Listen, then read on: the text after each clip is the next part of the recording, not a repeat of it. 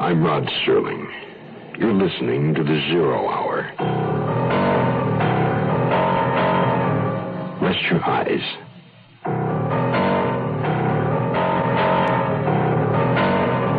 Open your mind.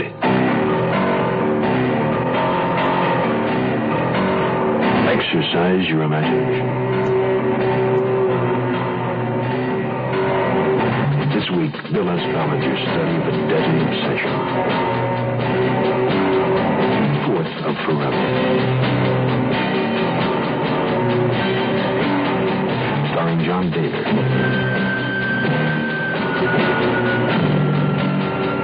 And Susan Oliver.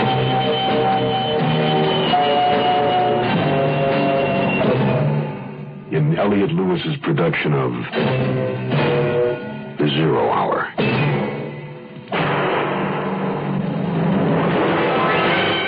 The Mutual Broadcasting System presents The 0 Hour.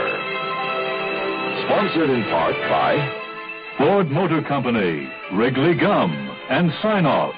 This is The 0 Hour on Mutual Radio.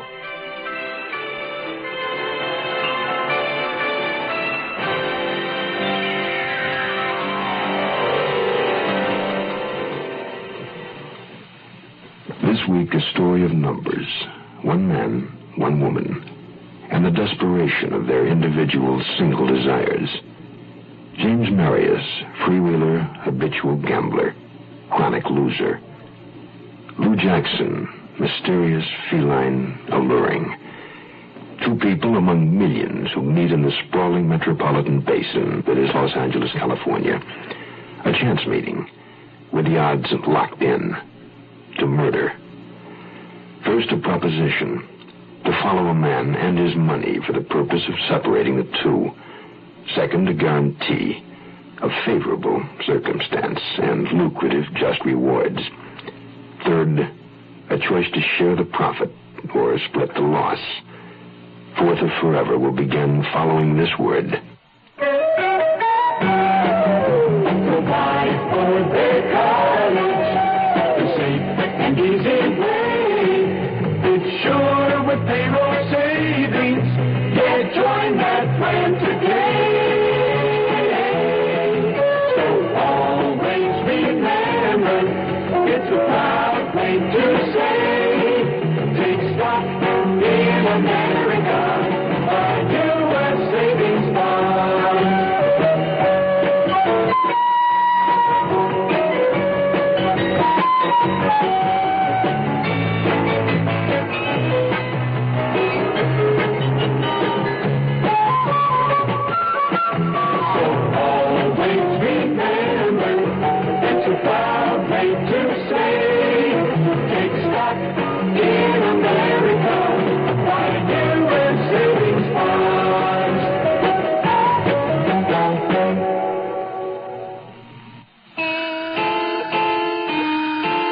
Picture this. A little used airstrip in a mountainous part of Mexico. Nothing more than a few hundred feet of cleared land. Enough for a skilled pilot to set down a small plane on. A handful of men flank the runway, their eyes to the sky. A small 2-engine plane. And one man alone in the cockpit. With one of the 2 engines missing, my old plane was wavering in the still air. I felt her tremble through the stick in my hands as I circled over the landing strip of that miserable, desolate little field. What really worried me was the cargo. The heavy drilling machines lashed in the plane just behind my neck. I cursed myself for taking the contract to deliver the stuff in the first place. Money can force a man to do a lot of things against his will. The lack of money can make him do even more. The machinery was still lashed tight, and I had to get down fast. It was now or never. I went in. The plane was overloaded. The old undercarriage couldn't take it. It went. And then a wing dug, furrowed into the ground. And over she somersaulted with the cargo tearing free, and all hell broke loose. Incendio! Incendio! Incendio! Incendio was right. The whole plane was a ball of fire. And inside, I was hanging head down, suspended by my safety belt. Those mechanisms were brave men. They got through the shattered window of the cockpit, clawing through the tangle of wire, choking with the smoke, burning themselves. But they got me out, pulled me through the window, and I got cut bad on the broken glass. But at least I was able to walk away from the plane under my own power, far enough away before the old crate blew.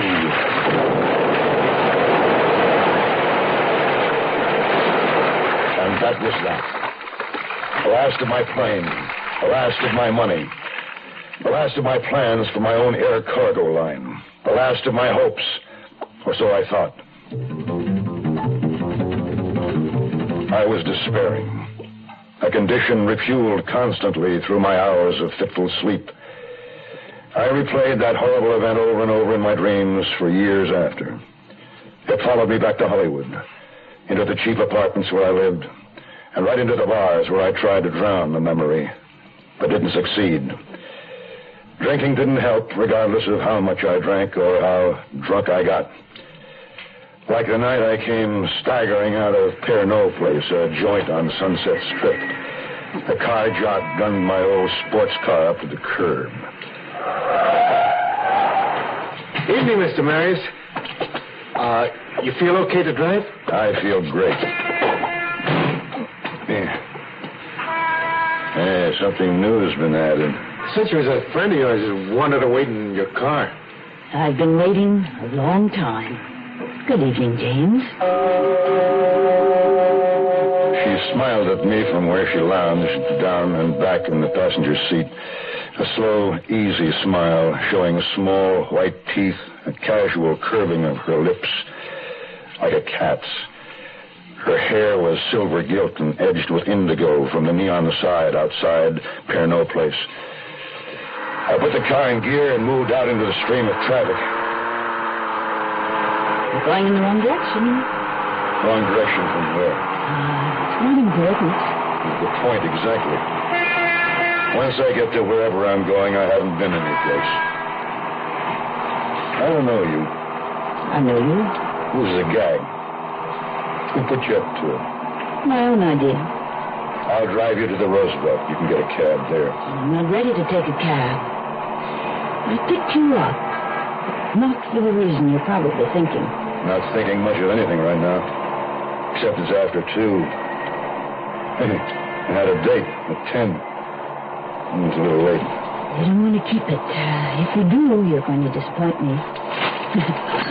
Look what I brought. A bottle of champagne and one of brandy. I hope you can help me drink it. Hey, look, I live here. Have for quite a while. I'm no sucker for a setup. You don't have enough money to make setting you up, as you put it, worthwhile. I've been to a lot of trouble finding you, Marius. Come on. Let's be pleasant and celebrate my success. Please? Why'd you try to find me? Because I think you're the kind of a man I'd like to know. That's not a reason. That's a lie. That's the truth. Hey, don't look so suspicious. I am suspicious. A girl who looks like you doesn't usually just appear in a parking lot. It could almost be a compliment. What's your name? Lucille Jackson. My friends call me Lou. Well, now that we've been introduced, where shall we go to have our drinks? My place or yours? Mine. Still suspicious? Yes. All right. We'll go to yours. I swung the car off Sunset Boulevard, La Brea, and cut up Franklin, turned on Highland, and headed north toward the Hollywood Bowl. Just before the Bowl, I pulled into the drive of the old Mediterranean Spanish-style apartment building where I lived. I parked in the back. She brought the paper bag of bottles. And we entered the patio from a rear archway and walked along the side of a pool to my door at the far end. Inside, I turned on the light. And for the first time, I really saw her. Very tall, slender, with a centuries-old, eternally mysterious smile of feminine knowledge, wisdom, amusement on her lips. She wore black pants and a black silk blouse. Black cat. I'll open the brandy while you uncork the champagne. Here are the glasses. Lou Jackson. Sounds like every name I've ever heard. Should I know it? No reason you should. Let's drink a toast. It's your liquor. What'll it be? To your luck, James Marius. It's going to change. I'll drink to that. What do you know about my luck? It hasn't been good. But at least you've been willing to try. Have I? Mm-hmm. That's one reason I like you. To what do I owe this honor? Why should you pick on me? Well, one night I saw you at a party. What party? It isn't important. You didn't see me. You were even more drunk than you are now. I asked who you were and found out. And so you couldn't resist me. You're putting me on. I don't believe it. Here I am. Yeah, maybe. Well, I'm going to bed now. If that's an invitation, I accept.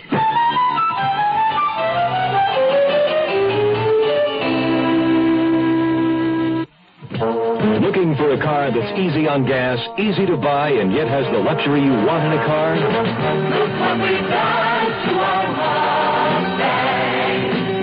Look what we've done to that car. Now we changed the size, we changed the style, and you're gonna like it fine. So look what we've done to that car. Mustang 2. It's the all-new economical car from Ford. The right car at the right time. Built even smaller than the original Mustang. It has an easy-on-the-gas 4-cylinder engine, rack and pinion steering, tachometer, 4-speed transmission, plus a beautifully appointed interior. All standard. Luxury plus economy. That's Mustang 2. When you take a ride, you're gonna know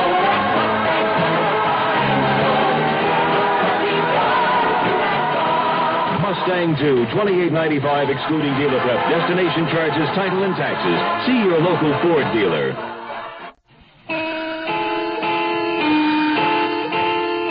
When I woke up, the room was bright. It had to be noon or later. I had an awful hangover. It took me a few minutes to remember the night before and Lou Jackson. I saw the empty bottles. They were there, but she was gone. And what else? I groped my way over to my clothes, heaped in a pile on a chair, and went through my trousers. My billfold was missing. I'd been taken, like a naive, chump-etic invention. It made me sick. Sicker than I was to realize I'd lost my money, driver's license, everything. Everything but credit cards. I didn't own any. Hello? Hello, James. This is Lou. Surprised? Yeah, I didn't expect to hear from you again. You missed your billfold? Some time ago. I have it. I guess then. I called to tell you you could have it back. When I took it, I had no intention of keeping it. Well, why'd you take it? Because I wanted to see you again. I thought you'd drive over to my place and pick it up. Last night you were so cautious, so suspicious. I wanted to prove that I could have taken your money if that had been my plan. Now, you see it wasn't, don't you? I can't drive without my license. You think it's too dangerous? I'll be over. Where do you live? Lou gave me her address in a section of Hollywood near Hollywood Boulevard and the Sunset, just east of what used to be the old Columbia Studios. Her apartment was 2C. Come on, Marius. To my sober eyes in the flat light of the afternoon, Lou was not so young as I remembered. She was in her 30s, 35 maybe, but still beautiful. More beautiful probably than when she'd been younger. Her hair seemed to change from silver to gold and back to silver again, to match the transparent gray of her eyes with their great black pupils. I looked around. The apartment was a typical Hollywood furnished deal, matching drapes and carpet, run-of-the-mill semi-modern furniture. Its only escape from mediocrity was a large oil painting, 4 feet wide and nearly 6 feet high, the draped figure of a young woman nude to her waist. Anyone I know? No, I don't know her either. Did it come with the apartment? It belongs to me. Do you like it? Who's it by? Signed D-E-S-T-O. Desto? I think it's Gazzetti. He doesn't write so well as he paints. Anyway, he isn't well known. Like a drink? Margarita? I love them. Yeah, I need something. Be right back. When I sat down in one of the cushioned chairs, I felt something under my hip. It was an envelope, size and shape of business correspondence, addressed to L. Jackson. The return address was Rothman Associates on Western Avenue in Hollywood. I placed the envelope on the coffee table as Lou came back with the margaritas. Here. First for today. The first? Well, it's still pretty early, but I'll go along. That's my trouble. I always go along. But good. Are you warning me that you're a drunk? Some citizens might say I am. I didn't used to be.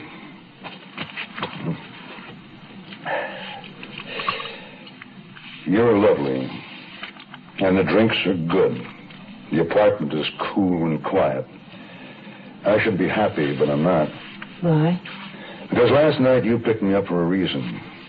And I can't figure it out. We don't know each other. I know quite a bit about you. Once, you were a good flyer. You crashed, went broke. You tried land speculation, and that folded. What was left, you shot in Vegas. More? Is there? Quite a bit. You owned a piece of the Ketch Playgirl, which sank the Transpac race to Hawaii, and finally, strictly for money, you tried a few stunt jobs and pictures. You were nearly killed, but this time you collected some insurance, and that's what you've been living on. Huh. Doesn't sound like much of a success story. Now, if you don't mind, I'll have another drink. Sit. Please. I also know you're 35, married and divorced once. No, only partly right. I've been married, but not divorced.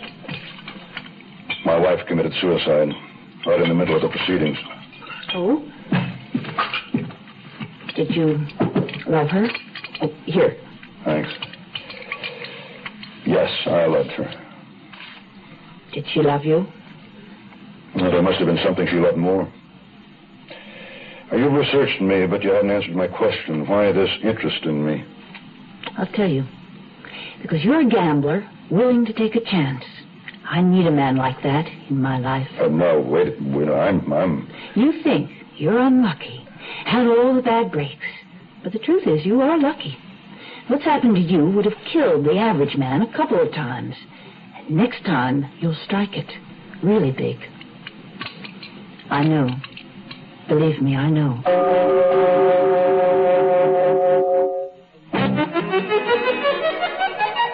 Chewing gum can be fun when the taste is the one that tastes so double good. Double mint will do it, 'cause it's double good all through it. Everybody, double mint, double mint. Chewing gum that tastes is double good. Double mint will do it. Get some double mint and chew it. Double mint chewing gum, it's the one made for fun. Sinus flares up. Sometimes your whole face aches. When you need occasional help, get Sign-Off tablets, the sinus medicine. Sign-Off works with a full dose of pure aspirin for sinus headache, plus a sinus drainer for congestion. That's how Sign-Off helps sinus pain while you drain. Help sinus pain while you drain.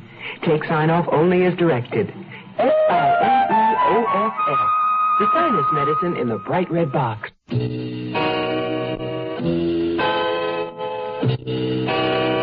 Oh, the times we had. The ordinary little apartment with drawn drapes holding the soft half-light of a marine grotto. Outside the window, the fronds of a palm rustling in the darkness. Was it that night? Or the next, or the one following that? Time meant nothing. It telescoped so that all the wonderful tomorrows were suddenly now. I had told Lou she was lovely, but I was wrong. She was beautiful. It was all so beautiful. Maybe my luck was changing like she said it would. I was falling for her hard. I wanted her. I wanted to know all about her.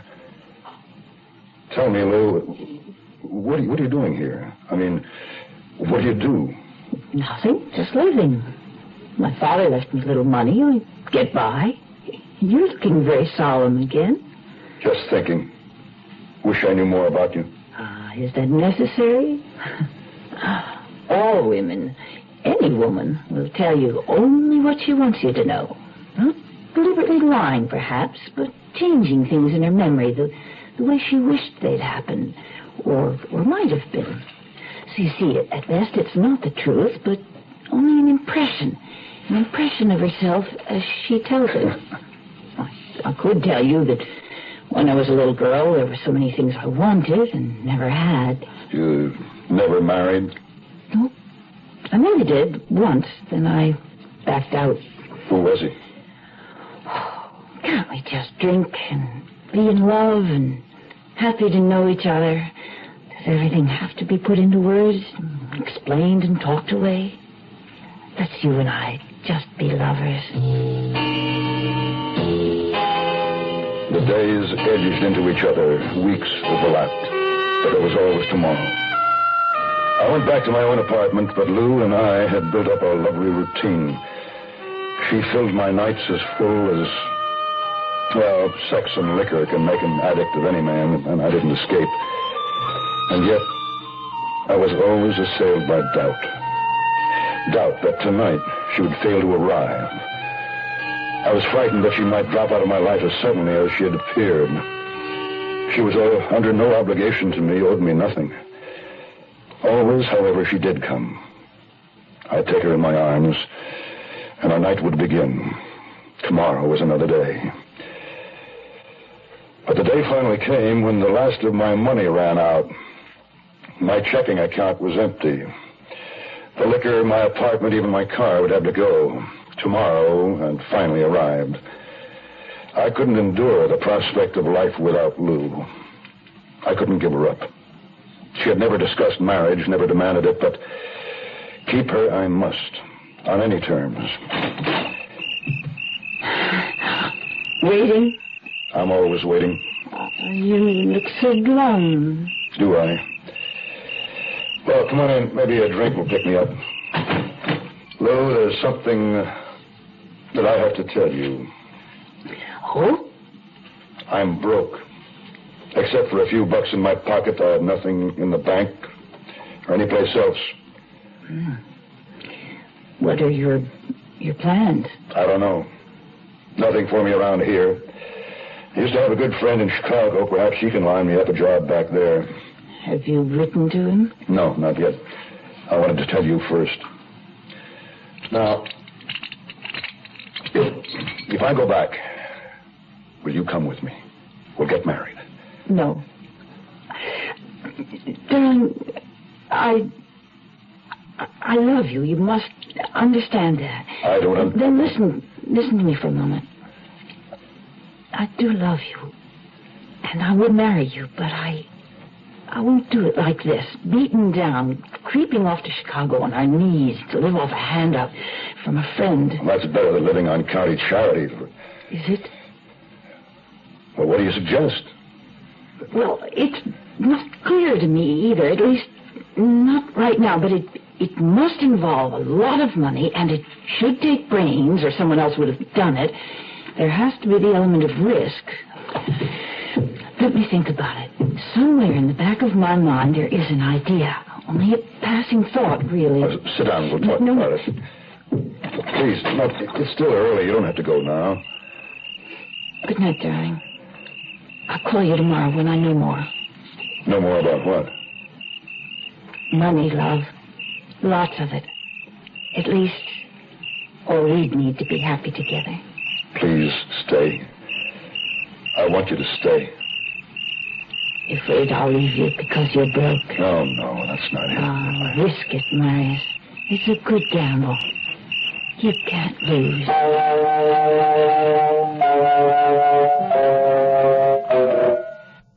Tomorrow at this time, rest your eyes and listen here to this week's continuing study in suspense, Fourth of Forever. I'm Rod Serling, and this is The Zero Hour. Today's episode brought to you in part by Ford Motor Company, Wrigley Gum, and Sign Off. This is the Zero Hour on Mutual Radio.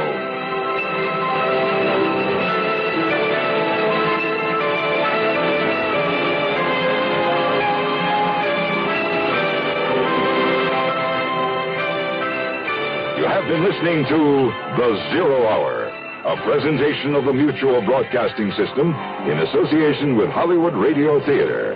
Heard every weekday at this time. Rod Serling is your host. Zero Hour is produced and directed by Elliott Lewis. The Hollywood Radio Theater theme was played by Ferranti and Teicher and is now available on United Artists Records and Tapes. Hugh Douglas speaking. Tune in tomorrow, and once again, Rest your eyes and listen here to The Zero. This is the Mutual Broadcasting System.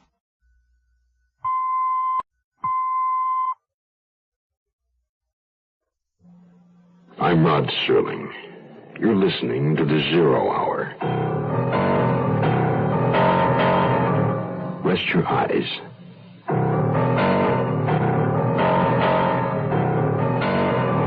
Open your mind.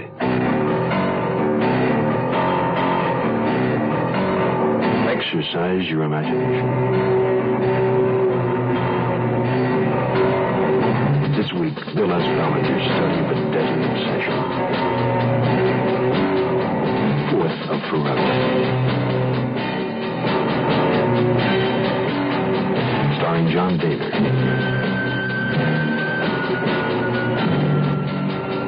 And Susan Oliver.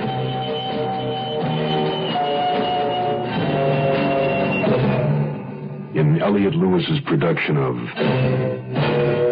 The Zero Hour.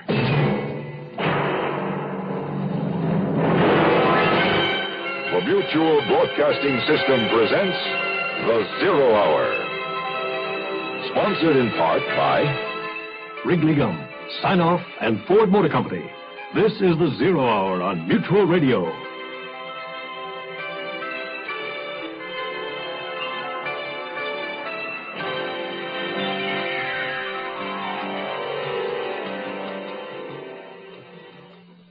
James Marius, one man alone, with a passion for gambling, a dependence upon alcohol, and a desire for one woman. Lou Jackson, one woman. A woman who knows what she wants and what's necessary to do to get it. They met in a parking lot on the Sunset Strip. The right place, the right time. For James Marius, the desire has become an obsession. But the obsession has left him penniless and vulnerable. For Lou Jackson, this is a man primed for action, not afraid to take a risk she is now prepared to ask him to take. The stakes must be high and the odds long. The reward James Marius will seek is nothing short of forever. Fourth of Forever continues in a moment. Hello, I'm Anita Kerr. The Veterans Administration says that if you are a veteran just getting home, you should talk over your future with VA as soon as possible. Find out about GI training and education opportunities. The GI Bill gives you a chance to continue your schooling and get paid while you go. And when you are finished, you will qualify for better employment and make more money than you can now. So, don't take the first job that comes along just because it's the easy thing to do.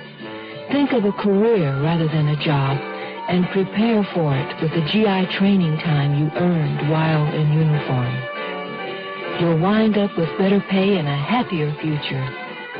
Visit, write or call your nearest VA office today and get started.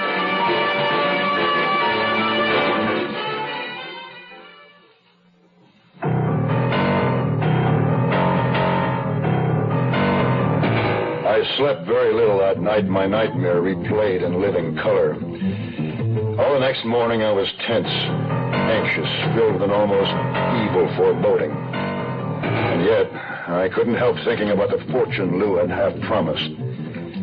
She phoned me in the afternoon. Her voice was warm and easy as always. She suggested we meet for a drink at Pernod Place. In a way, it was sort of ironic. We had first met there when I was in the depths, and now it seemed our second meeting might rocket me to new heights. Waiting long? Just got here. Sit down, darling. I missed you. All night. You wondered why I left? Understatement. Waiter. 2 scotches on the rocks. Remember what we were discussing? Yeah. I used to know a girl named Clara. No glamour puss, no sharp cookie. Actually, she's pretty dull. Yeah. I first met her when I came out here. Clara's a secretary. Private secretary to a rich real estate man. Theodore Warren, Ted Warren. Ever heard of him? Maybe the name's familiar. Well, Clara has no life of her own, no men, not much of anything. So she's built her whole life around her boss, all she can talk about. She takes care, but really, of all the details for him. Whenever we met for lunch, she'd tell me every little thing. Frankly, it was a bore. I couldn't have cared less. Why did you keep on seeing her then? I felt sorry for her, I suppose. Anyhow, her boss, Ted Warren, has lots of irons in the fire. He goes to New York every month or two and takes huge amounts of cash with him. Well, part in cash, part in negotiable stocks and bonds. Don't you think that's rather odd? Well, it takes a week to 10 days for a check to clear between Los Angeles and New York. Maybe he uses the money for down payments, guarantees, possibly performance bonds. That might be it. Anyway, Mr. Warren, I gather, is a bit of an old toad. Always stays at the same hotel, same suite. He likes a particular view of the park. You're building up to something. What? Why don't you get that money the next time Warren goes to New York? There it was. All laid out on the table. I couldn't believe it as I stared across the table at Lou, her soft face, her aura of gentleness. I can get all the details from Clara. She won't even know I'm asking. She'd never suspect me. What about Warren? What about him? He doesn't know you from Adam. Still, couldn't he make a connection between Clara and you? Maybe, but by that time, we'll be so far away from here, they'll never find us. If I go to New York, it'll take money just to get there. Oh, I thought of that. Here is a cashier's check. $1,000. It's nearly the last of what I have. We're in this together, darling. Let's drink to it. That next week, Lou renewed her friendship with Clara. They met for lunch nearly every day at exactly 12 noon. Lou had come to my apartment in the evening with a bottle and the latest information. On Thursday, when I heard her footsteps coming through the patio, I knew that Lou had news to relay that would finally be useful. Oh, love, good news. Warren's going to New York on the 23rd. Oh, that doesn't leave us much time. There's more. Let's go inside. He's got a reservation on Transcontinental Airlines Flight 171 for the 23rd. That's Wednesday. Mm-hmm. He arrives at 9:36 New York time. Kennedy Airport? No, Newark. And he'll take a taxi from there to the Park Hamilton in Manhattan. Well, what about the money? It stays right in his room, in a briefcase. And that's where you'll relieve him of it. What about a gun? Doesn't own one. Clara says he hates loud noises. Warren must be a real ringer. No gun. Still, I'll need one. Do you have a gun? I can get one. How? I'll tell you later.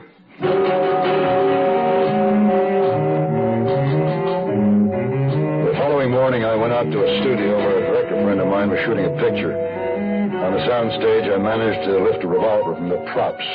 Smith & Wesson 38. It was easy. Next, I needed bullets. I bought them in the black market on Sunset. Then I got Warren's business address from the Yellow Pages. Dressed in a pair of coveralls like maintenance servicemen wear, and with an assortment of plastic alphabet letters, I took up a position in the corridor outside the doors of Warren's office. I pretended to make adjustments on the buildings board while I waited for Warren to leave for lunch, promptly at 12. Lou had told me that he usually carried an expensive alligator briefcase. I glanced at my watch. 1 minute of.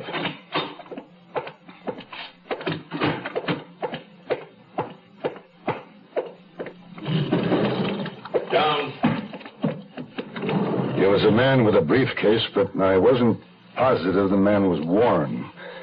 The time was right, and he carried a briefcase, but he was younger than I thought he'd be. I went through the heavy walnut panel doors, which were lettered in gold. Theodore K. Warren, Realty.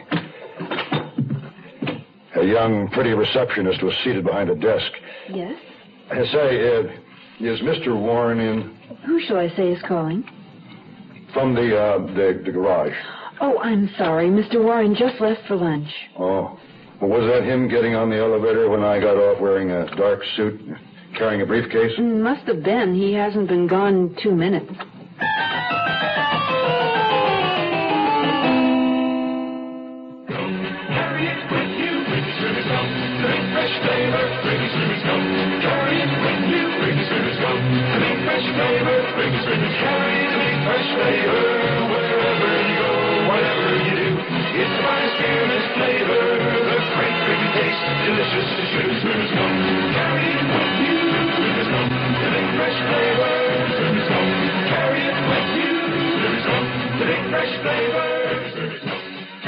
Sinus flares up.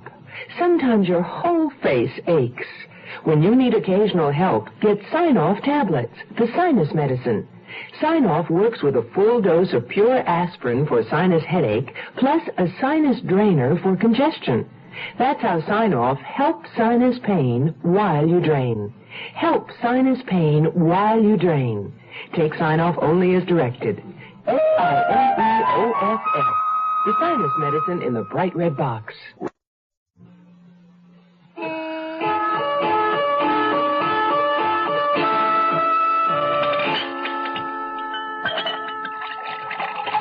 Here you are, darling. You're worried about something. I got to look at Ted Warren. Have you ever seen him? No, all I know about him is what Clara's told me. What Clara's told you isn't quite true. Warren's not the little toad he is supposed to be. But that's not what worries me. What is it, then?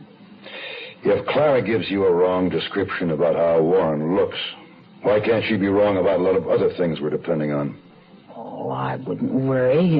Clara may have described Warren as a doddering, puttering little old man that depends on her just to make herself feel more important. But business facts, she couldn't make a mistake about them. I hope not. Stop worrying, darling. Just think about us. I guarantee it'll work. The afternoon of Tuesday, the 22nd, Lou came to my apartment. I left my car parked there. She drove me to the airport. On the way, we went over the plan. Warren will check into the Park Hamilton Suite 1220 around 10:45. At 11, he should be getting ready for bed. That's when I hit him. I'll get the money and be out of the hotel by 10 after 11. I'll have a cab waiting to take me to LaGuardia Airport in time to catch the 12:30 flight to L.A. Right? Now, if something goes wrong and you don't catch it... Well, I'll wait for the next flight. Where will you stay tonight? I'll find a hotel near the Park Hamilton. And tomorrow during the day, I'll get a look at Warren's suite. Locate the doors, windows, exits, elevators, and so on. Tomorrow night, when he arrives, I'll be ready. On the flight to New York, I still had doubts. I realized I was taking a calculated risk and was banking on my strength and nerves to mesh correctly with time, place, and circumstances to gain a fortune. But I wasn't sure I still had the guts to pull it off. I wasn't a coward, I never have been. And now I was trying to be honest. The cold fact was, I didn't want to rob Warren. It was Lou who had put me on the plane, winging closer each minute to New York. It was this very weakness in submitting to Lou that made me doubt myself. My memory of those desolate years of loneliness and despair before I met Lou was my greatest enemy. I couldn't fight the future she'd brought me, a green oasis of hope. We will be landing in New York City in approximately 20 minutes. We hope you've enjoyed your flight. I registered in a small hotel, the Shropshire, under the name of Howard Morgan. It was only a couple of blocks from the Park Hamilton. The next morning, I slept late, had breakfast, then strolled over to familiarize myself with the layout of Warren's hotel. It had 3 entrances, one on 59th Street and 2 around the corner on 5th Avenue. The streets were narrow and congested and could easily be traffic traps, so I decided against the taxi for my escape. Instead, I'd walk over to 59th and Madison to catch a cab to the airport. The lobby of the Park Hamilton was big, ornate, with acres of green carpeting and vast walls of antique mirrored glass. It was possible to enter the hotel and go to the elevators without passing the registration desk, so I took one to the 10th floor. Most hotel rooms are numbered identically as the floors ascend. In other words, Suite 1020 would probably be the same layout as 1220, where Warren would stay. 1020 had a main door opening on the broad corridor running parallel to 5th Avenue. There was a secondary entrance and a small corridor around the corner. I decided this second door led to either a service pantry or a back bedroom. Next to it was a stairway encased in a firewell. I climbed it, 2 floors, and found myself standing outside the service door of Suite 1220. The layout of the 2 suites was identical. So I returned by the stairs again to the 10th floor, where I caught the elevator to the lobby. Then I left the hotel. I went to a drugstore and bought copper wire, adhesive tape, and a pair of women's nylons. I'd used one of them for a face mask. I passed the rest of that interminable day waiting for the inevitable night, thinking about Lou, about our future together, with enough money to live in style. I worked out in my mind how it would be when I confronted Warren. He would answer the door. I'd hold him at the point of my revolver, bind his hands with wire, and tape his mouth shut. Then lock him in a closet. It'd take him at least 10 minutes to get free. If he put up a fight, I'd smack him with a gun, knock him unconscious. At 11 o'clock, I left the bar in the Shropshire. I wasn't drunk. I returned to my room, got my gun, and the rest of what I'd need. Then I started for the Park Hamilton and Ted Warren. Look what we've done to our Mustang. Look what we've done to that car. Now we changed the size, we changed the style, and you're gonna like it fine. So look what we've done to that car. Ford's Mustang II, undoubtedly the right car at the right time. Built smaller than the original Mustang, with a thrifty 4-cylinder engine that's easy on gas. Mustang II is light in weight, richly appointed, has rack and pinion steering, bucket seats, 4-speed transmission, and tachometer, all standard.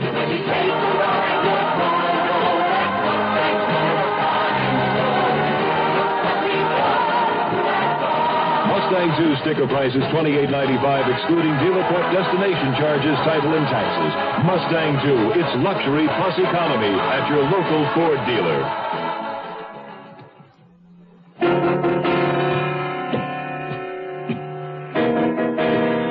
I stopped behind the metal door of the firewell on the 12th floor.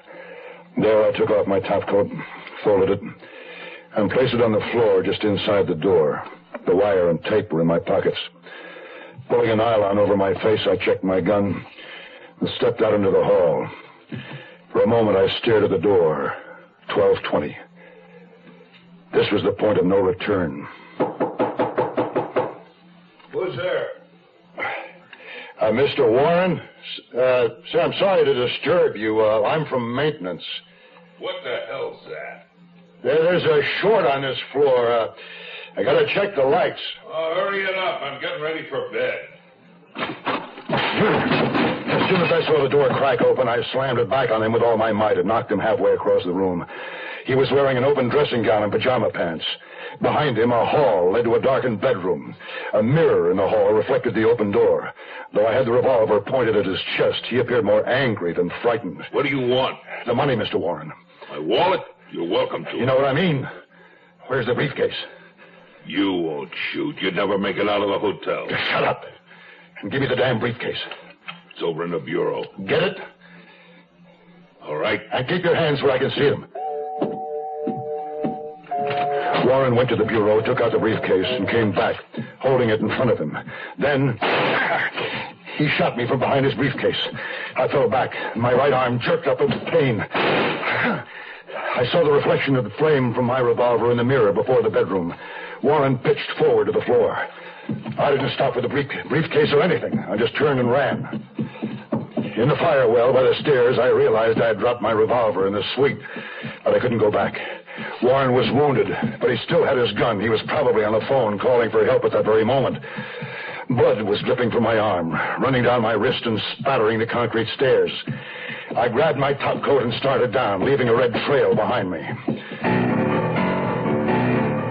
At the mezzanine floor, just above the lobby, I stopped again.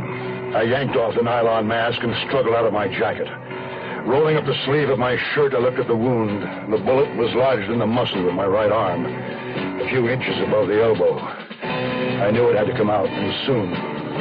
I wrapped a piece of the soft copper wire around my arm above the wound, twisting it into a tourniquet to stem the flow of blood. Then I bit into the tape, tore off a strip, and plastered it over the nylon to make a bandage. By now, my arm was stiff and throbbing. I had a tough time getting back into my jacket. I swung the topcoat over my shoulders, leaving it to hang free, and covered my wounded arm, which I stuffed in my jacket pocket for support. Then I descended the fire well to the lobby. I opened the metal door of the fire well and peered out. I could see across the lobby. Everything seemed normal. But just then, two men, unmistakably detectives, accompanied by a cop in uniform, came in the Fifth Avenue entrance and walked briskly to the registration desk. Whatever they said caused the desk clerk to start in surprise, and he hurriedly called the night manager. Then went into a huddle. Then the manager and the two plainclothesmen headed for the elevators. The uniformed cop stayed at the desk and looked over the lobby. I didn't wait. Forcing myself to stroll casually, I made it to the 59th Street entrance. Ignoring the doorman's offer to give me a cab, I headed down 59th Street toward Madison Avenue. At the corner of Madison, I flagged down a taxi and got in. Where to, Mac? What time is it? 11:30. It's too late to catch my flight.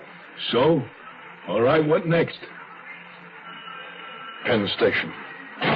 On our way.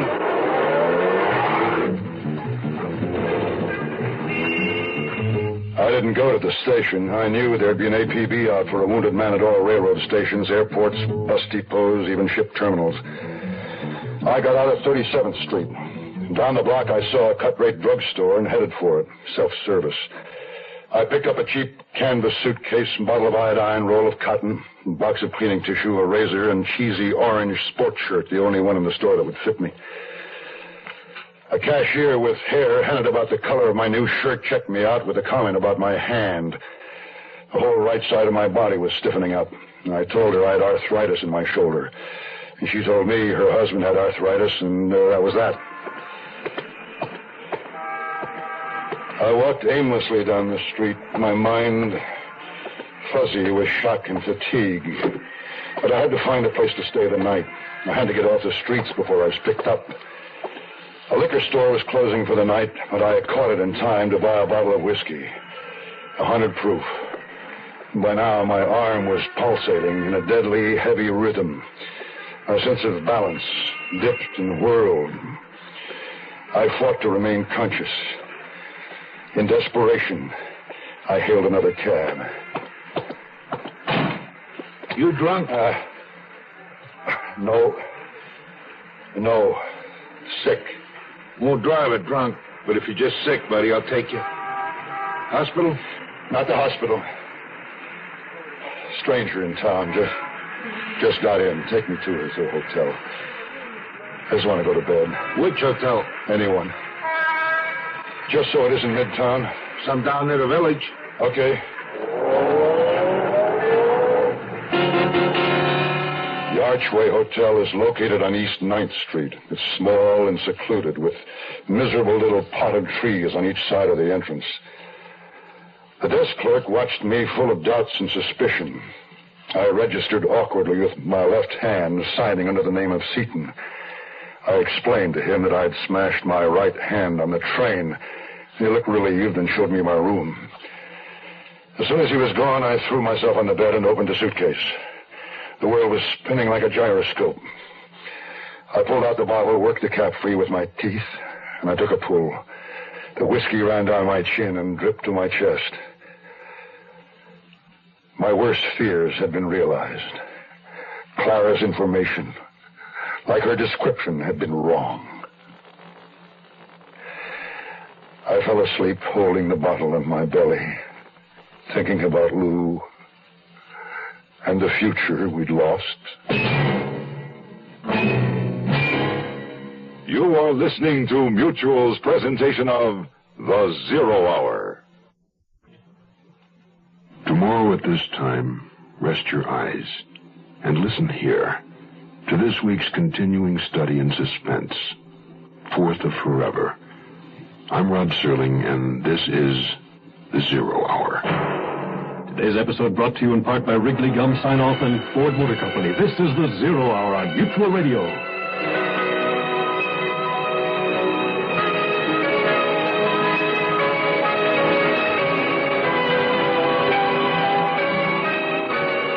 You have been listening to The Zero Hour, a presentation of the Mutual Broadcasting System in association with Hollywood Radio Theater.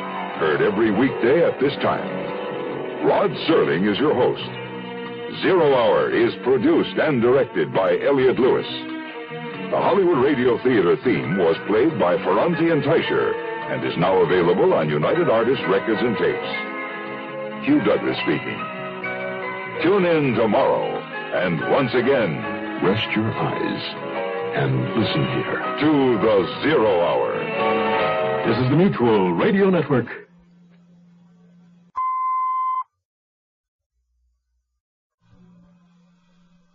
I'm Rod Serling. You're listening to The Zero Hour. Rest your eyes.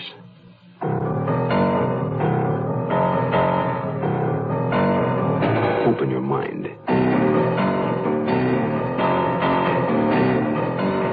Exercise your imagination. This week, Bill S. Ballinger's study of a deadly obsession. Fourth of Forever. Starring John Dehner.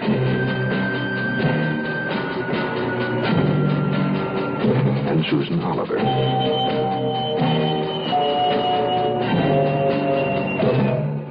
In Elliott Lewis's production of The Zero Hour.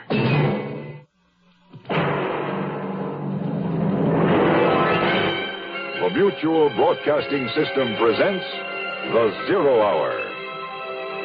Sponsored in part by Ford Motor Company, Wrigley Gum and Sign-Off.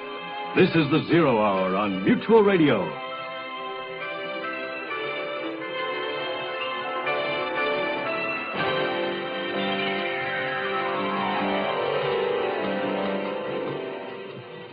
It has been said that luck is a lady, either good or bad, but never in between.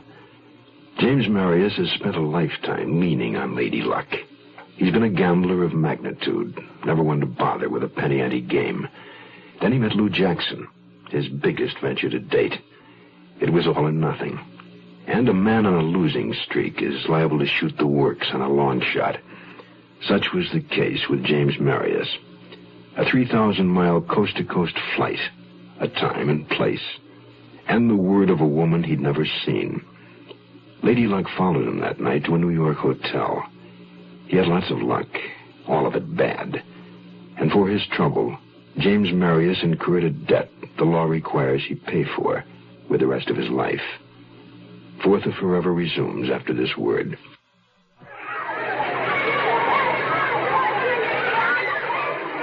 Leukemia is a disease of the blood-forming organs. It takes the lives of more children than any other disease known to man. It afflicts even more adults than children. At present, there is no cure. However, a great deal of progress has been made in the treatment of leukemia, and many doctors believe that if we can find a cure through research, it could well open the door to the cure for cancer. I'm Shirley Jones, National Chairman of a program to raise funds for leukemia research through radio broadcasting. If we can find a cure to this dread disease, we can stop the deaths of 15,000 victims each year and help in the search for the cure to cancer. Today, radio stations across the country are fighting leukemia. Please help. Make your check payable to LSA for Leukemia Society of America and send it to LSA Hollywood 28, California. That's LSA Hollywood 28, California.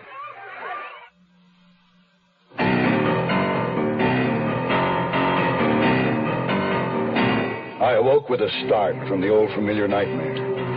But this time, Lou was with me in the battered DC-3. We were trying to find a place to land, but couldn't. Gas was running out. And so was time. That's what woke me up. I looked at my watch. It was 4 a.m. That would make it 1 in Los Angeles. Dangerous as it was, I had to phone Lou from the hotel. Warned her that Warren was shot. I placed the call.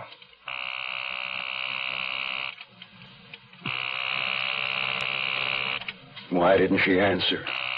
She should have been there, but she wasn't. What had happened? Had the police already taken her? My fear was more terrible than any I'd ever known. Not for me, but for Lou. How could the cops have connected her with me so quickly? They hadn't taken me yet. What was happening? I couldn't go back to sleep. The blazing in my arm kept me up. I knew I had to have it taken care of, the bullet removed. I needed a drink, but instead I emptied the bottle down the drain. I could no longer afford the luxury of getting drunk. I was facing a 20-year jolt for attempted robbery and the accidental shooting of Warren. I destroyed my return plane ticket. All out-of-town flights would be screened thoroughly. Of Lou's $1,000, I had about 500 left, enough to get me back some way. I waited until about 8 before leaving the hotel. I draped my topcoat over my right arm to conceal the bloodstains on the sleeve. Walking to University Place, I bought a paper and went into a small cafe. It was practically empty. I sat in a booth near the back and ordered coffee and opened the paper. The story was on page 3. It wasn't a big one, but the headline caught my eye and shook me through to my feet. Multi-millionaire murdered in hotel room. The article said Warren's body was discovered after an anonymous phone call to the police. Bloodstained prints had been found on his door. The lab was checking these for identification. My belly dropped. Warren was dead. I hadn't meant to shoot him. I hadn't aimed. I didn't remember pulling the trigger. All I remembered was his shot, and my arm jerked. And then the second shot, and the reflection in the hall mirror. In the back of the restaurant was a public phone booth. I tried to call Lou again.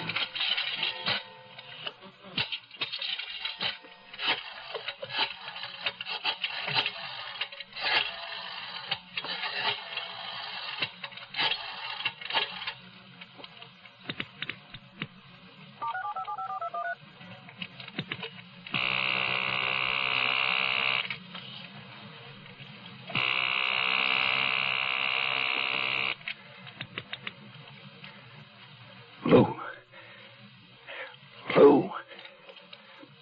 You know who this is. Is it all right to talk?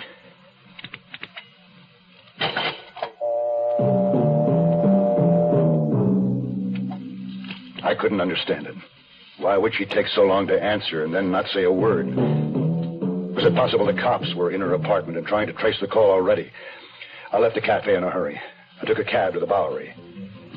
My jacket was badly bloodstained, so I bought another one in a used clothes store for $5, and then I walked up the street. I knew I had to get out of New York, but I had to do something about my arm first, get that bullet out before the infection took over. I stopped in front of a fly-specked window and tried to light a cigarette. Give you a beauty, mister. Huh? Oh. Bojo Jack's Tattoo Parlor. Take your pick. Anything you want. Butterflies, mermaids, hearts and doves, battleships, the works, man. $25.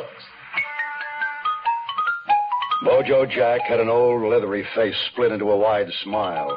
One front tooth was missing. The other was rotten with a gold star right in the center. His features were squashed together as if he supported a heavy weight on his head. But his hands were what caught my attention. They were sensitive and delicate. I'll make you a deal. Cut it to 15. Let's talk inside. The tattoo shop was long and narrow and partitioned by a heavy green curtain. I assumed Jack lived behind it. In front was a white kitchen table, a couple of metal stools, and on a shelf by the table were his instruments and inks. Hanging above the table from a cord was a large light bulb inside a metal reflector. I've been messing around this business 40 years, mister. You ain't gonna get hurt none. Don't hurt at all. How would you like to make $50? Tattooing? No. I thought not.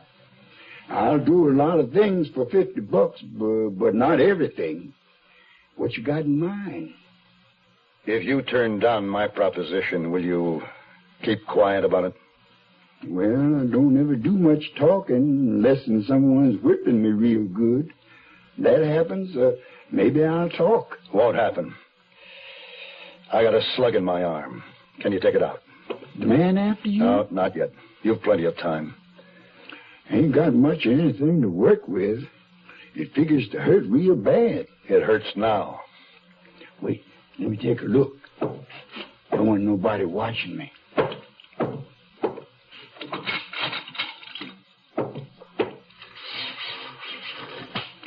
Now we need a little light.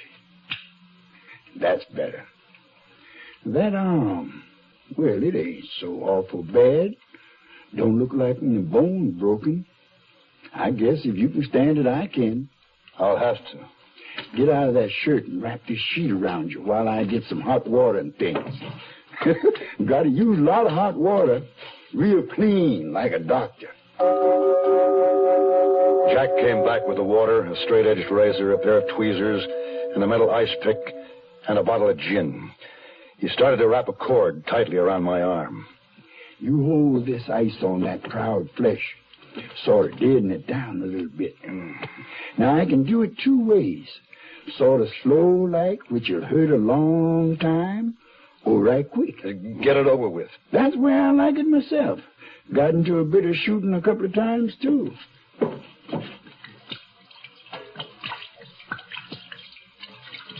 Hate to waste this good gin washing my hands. Just like old Dr. Kildare.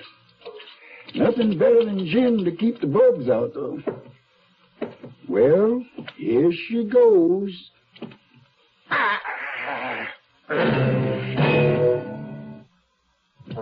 Looking for a car that's easy on gas, easy to buy, and yet has the luxury you want in a car? Look what we've done to our Mustang.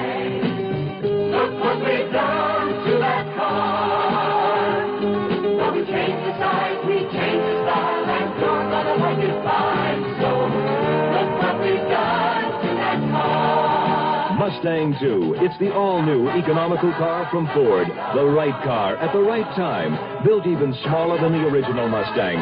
It has an easy-on-the-gas 4-cylinder engine, rack and pinion steering, tachometer, 4-speed transmission, plus a beautifully appointed interior. All standard. Luxury plus economy. That's Mustang 2. When you take a ride, you're gonna know that Mustang's one of a kind. So, look what we've done to that car. Mustang 2, $28.95 excluding dealer prep, destination charges, title, and taxes. See your local Ford dealer.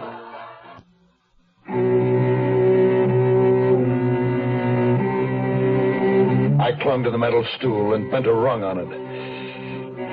Then it was over. Jack poured gin in the wound and bandaged it up, neat, professional, and handed me the slug for a souvenir. Now I could concentrate on getting home. I had to see Lou, regardless of the danger. Somehow I had to get back to L.A. I'd find her, and we'd leave together. Beyond that, I had no plans. I took a bus from New York to Boston. I tried to call her from the depot.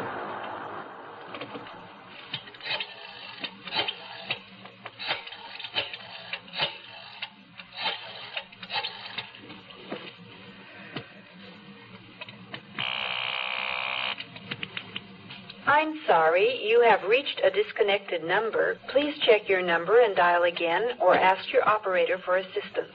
This is a recording.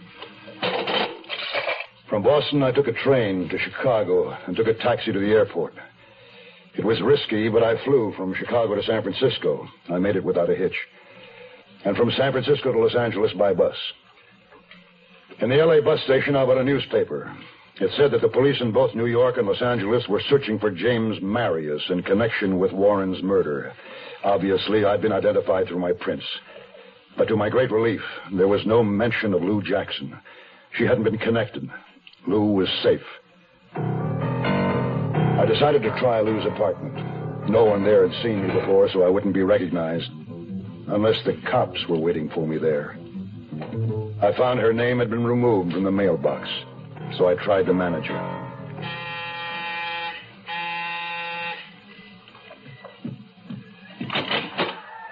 Yes?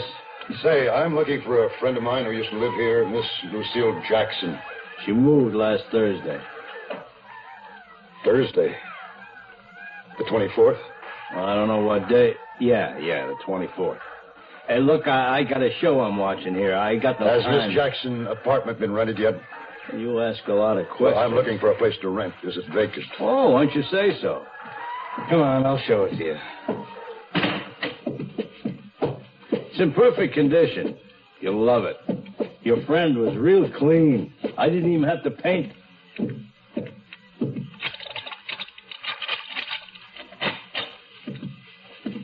Go ahead. Take a look around. Yeah. Lou, Miss Jackson used to have a painting of mine. A big one, a nude woman. I don't know nothing about no nude painting. I leave my tenants be. How long did she live here? 4, 5 months, maybe. And did she leave a forwarding address? No. Hey, do you want the place or don't you? Well, I'll get back to you. Thanks.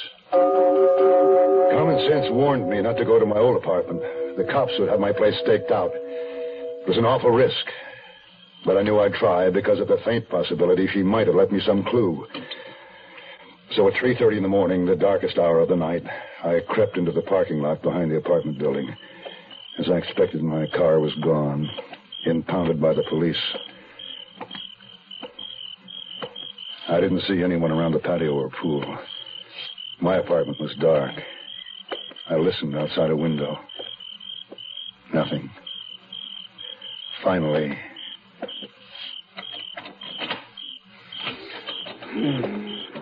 I went inside. Suddenly, I froze. Against the faint light of the window, I saw the silhouette of head and shoulders rising from the couch. A cop. Who's there? Halt! I'll shoot! It's no use, Marius! We know who you are! I ran up a hill behind the Hollywood Bowl. A short, winding street. I saw a parked car in an open garage. It was concealed in the shadows. I climbed in. I stretched out in the back seat, cursing myself. Now the cops knew I was back in Los Angeles. I just had one lead left. Clara in Warren's office.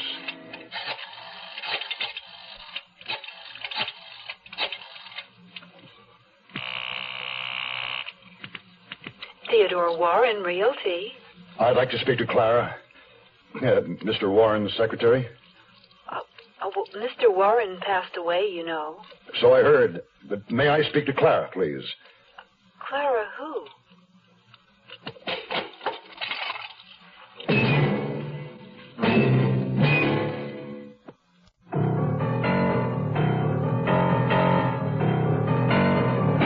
How could that be? Clara must have lied about everything, even about being Warren's secretary. Then I remembered the painting. Lou had taken it with her when she moved so quickly. If she needed money as badly as I, she might try to sell it. Now, who was the painter?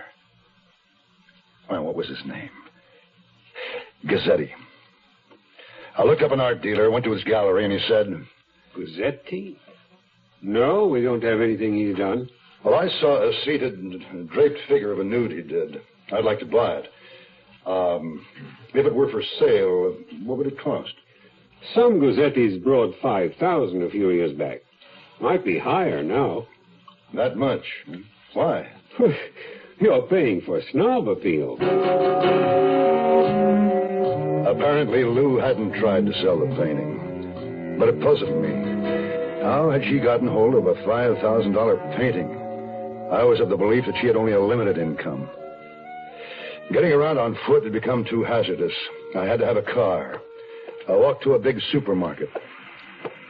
Hundreds of parked cars, big, small, cheap, expensive, take your pick. I wasn't choosy. I found a small, inconspicuous sedan with its keys tucked in the sun visor above the wheel. I got in and drove off. I returned to my boarding house and switched plates with another car parked on the street. I had transportation now, but not much else.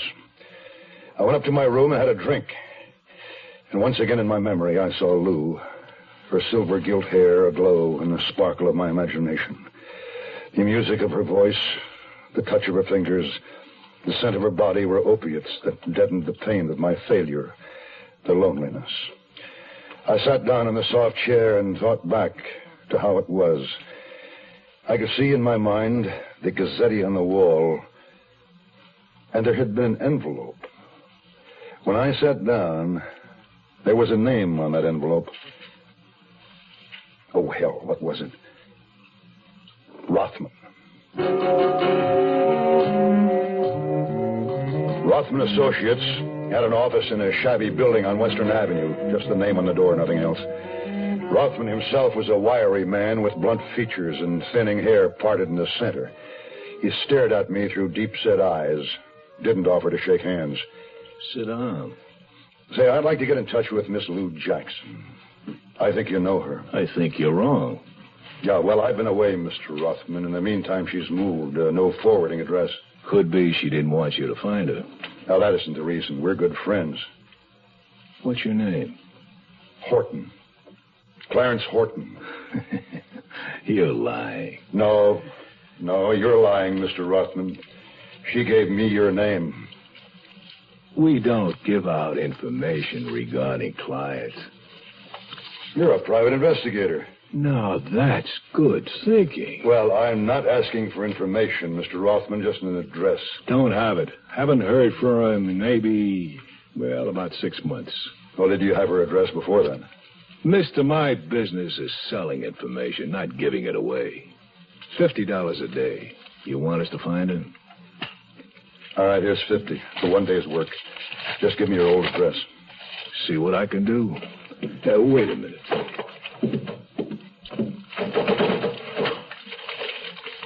Here's her folder. I see the Jackson woman paid us in cash. She didn't give an address. Well, she must have had some way for you to get in touch with her. Yeah. Oh, here's a telephone number we were checking out. Who did you say you were? Rothman shoved back his chair. I don't know what alarmed him, but he came at me. I picked up a metal ashtray off the desk and swung it. He fell across the desktop. I grabbed at the white card he had in his hand. The card tore in two. I still had part of it as I ran from the office. I reached the street and slowed to a fast walk so as not to attract attention. Around the corner where I'd parked the stolen car, I paused and looked at the piece of card. There was a name. Lucille Jackson. A telephone number in the San Fernando Valley, and the notation, paid $500. I tore up the card, chewed the pieces to pulp, and spit them out. And I got in the car. Hold it. Yes, officer? Outside. Up against the car. Let's go. Yeah. Oh, what's this all about? Where'd you get this car? Picked up and identified because of that lousy stolen car. One of the new plates had fallen off while I was driving. All they had to do was find the mate. And they did. They threw me in a cell with a little guy, about 40, with a wise, secretive, perpetual smile. He told me his name was Leroy Grimes. I figured he might be a plant, stoolie, so I didn't say much. First time? My third. What's the rap? Did they question you yet? You don't talk much, do you? No, not much. I wasn't interrogated right away. Instead, I was taken from my cell and led to another room. It was small, completely bare, no furnishings of any kind, no fixtures, but a light sunk into the ceiling. I sat on the floor, my back propped against a wall, and waited. And waited. I don't know how long, but it seemed forever.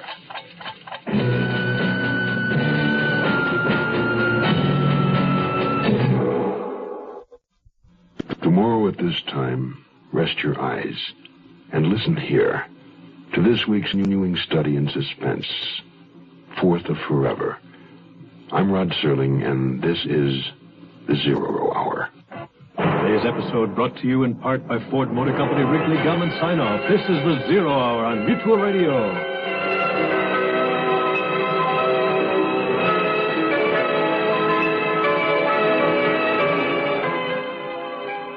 You have been listening to The 0 Hour, a presentation of the Mutual Broadcasting System in association with Hollywood Radio Theater. Heard every weekday at this time. Rod Serling is your host. 0 Hour is produced and directed by Elliott Lewis. The Hollywood Radio Theater theme was played by Ferranti and Teicher and is now available on United Artists Records and Tapes. Hugh Douglas speaking. Tune in tomorrow. And once again, rest your eyes and listen here to the 0 Hour. This is the Mutual Radio Network.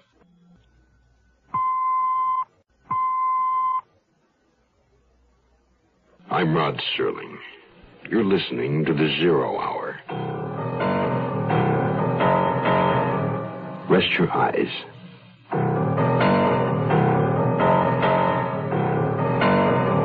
Open your mind.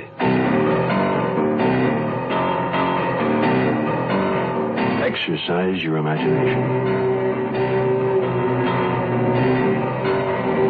This week, Bill S. Ballinger's study of a deadly obsession. Fourth of Forever. Starring John Daner.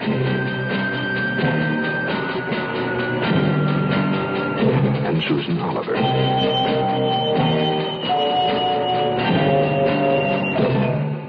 In Elliott Lewis's production of The 0 Hour.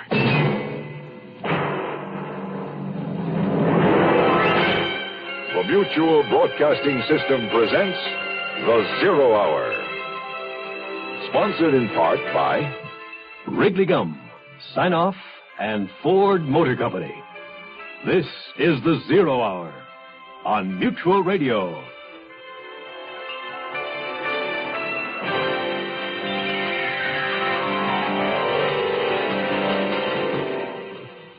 James Marius, a man on the run, running both to and from the law that says he must answer for a dead man, to find Lou Jackson, a mystery woman, to be sure, one whose trail leads to only dead ends.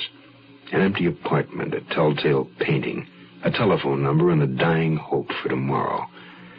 James Marius, a man whose tomorrows are in danger of becoming condensed into one long stretch of time. He's a man driven by a relentless obsession to protect and recover a lost dream. A dream capable of lifting him up and away from all that is real. A murdered man, prison for life, and eternal solitude. For James Marius, the running has only just begun. First to win, second to place, third to show.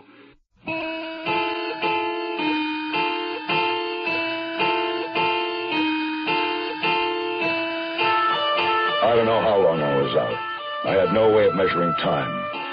I just remember waking suddenly and feeling the cold concrete under my back. I opened my eyes and saw only a bright naked light blazing down at me from the ceiling. And I sensed a presence in the room. Suddenly a face dipped into my line of sight. I couldn't make out the features, only teeth. Sleep well, Marius? What does a killer dream about? Easy, Harry. We could be here a while. Ought to be smart and talk fast. Then we can all go home except Marius here. He's not going anywhere. Not for a long, long... Lay off him, Harry. Come on, sit down. You too, Marius. Grab a seat. Now, maybe we can get down to business. We'd just like a few answers. You don't have to answer my questions. You got a right to an attorney. You understand? Yes. The New York cops have a few questions for you, Jimmy boy. You can give us a few answers and rack up a few points for yourself, or take what's coming to you. Why not let the New York cops ask me? Of course I'm asking. Cool off, Harry. We got a wise guy here, Ed. Very funny fellow. Well, let's just see who laughs last. Okay, that's enough. Marius, you're being extradited to New York. Now, they'll ask you these questions there, too. You're in pretty deep trouble as it is. You might think about cooperating.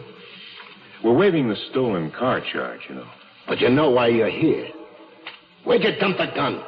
What gun? What gun? That 32 you shot Warren on the back of the head with your punk. That gun. I don't know what you're talking about. Huh? Well, maybe I can help you remember. Okay, Harry, that's enough. Now, let's not blow it. Just give me 5 minutes with him, Ed. Wait outside if you can't watch. Forget it, Harry. I only have 2 questions for him. Will you tell us what happened to the gun? Do you want to confess to the murder of Theodore Warren? Okay. Take him back to his cell.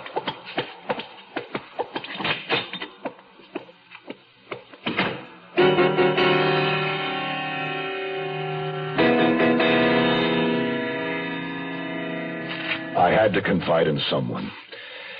I took a chance on Leroy Grimes and told him I was up on a murder charge, but I thought I might be innocent. I didn't say why. Warren had been killed with a 32.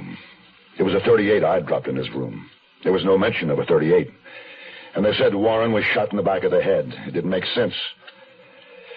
The next day I had a visitor. The jailer took me to a conference room. A sheet of heavy plate glass partitioned the table where I sat. And across from me, through the glass, sat a tall, middle-aged man. His curling dark hair was laced with gray. He was well-dressed. I'd never seen him before. The jailer stepped outside and stationed himself just out of earshot. I just sat and waited until... Mr. Marius, I'm Ethan Lloyd.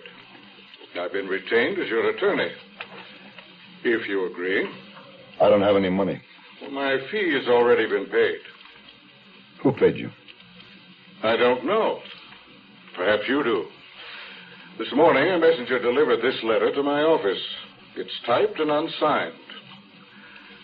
Dear Mr. Lloyd, herewith is a cashier's check for $3,500 to retain your services in behalf of James Marius, who is now held in Los Angeles County Jail. He's charged with the murder of Theodore Warren in New York City. I'm a friend of Mr. Marius and have always admired a gambling man. Please show him this letter, as it may help him feel more at ease in accepting your services. Does this mean anything to you? I think so. I accept your offer to defend me. Well, I'll do what I can. Now, you must understand, however, that I won't actually represent you at your trial in New York. Why not? Well, I'm not a member of the New York State Bar.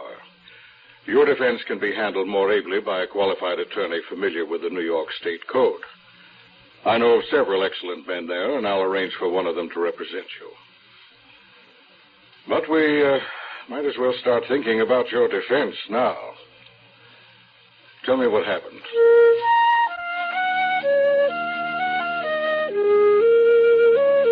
I told Lloyd what happened, or just about all of it. I didn't mention Lou by name or even indirectly. I said nothing of the plans and the rest of it. When I'd finished, Lloyd said... There's some big holes in your story, Mr. Marius. You're not telling me everything. I'm telling you the truth. So far as it goes. But you're not telling me all the facts. From your story, how could Warren have been shot in the back of the head? He was facing you. I don't know. And how come the cops are looking for a 32? Didn't they find a 38? It was still in the room when I ran out. How much have you told the police? Nothing. Now, that's good. Anything you have to say, say only to me. Oh, I'm going to leave a copy of today's paper with the jailer. He'll give it to you. I'll be in touch with you every day.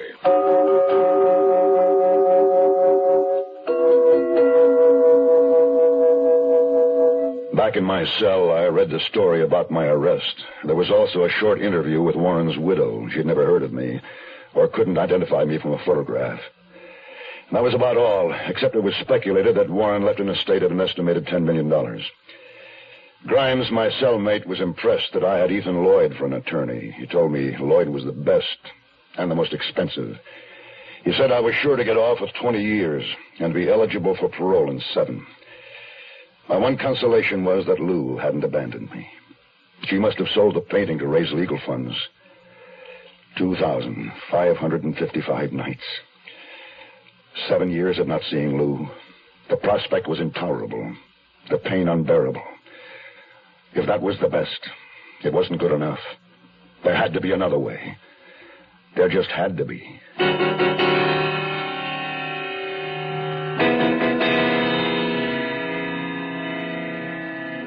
Wrigley Spearmint gum, gum, gum. Wrigley Spearmint gum. Carry a big fresh flavor wherever you go, whatever you do. It's the finest pack of flavor wherever you go, whatever you do.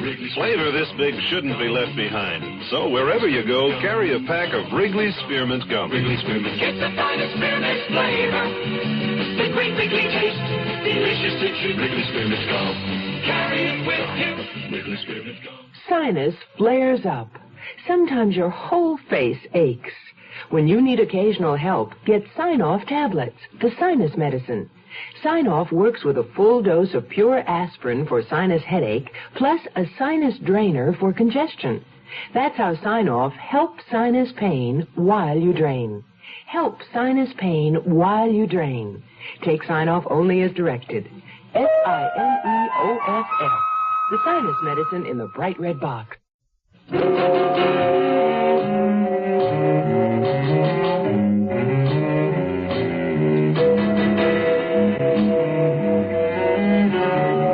Men, when closely confined with each other, either become good friends or dire enemies.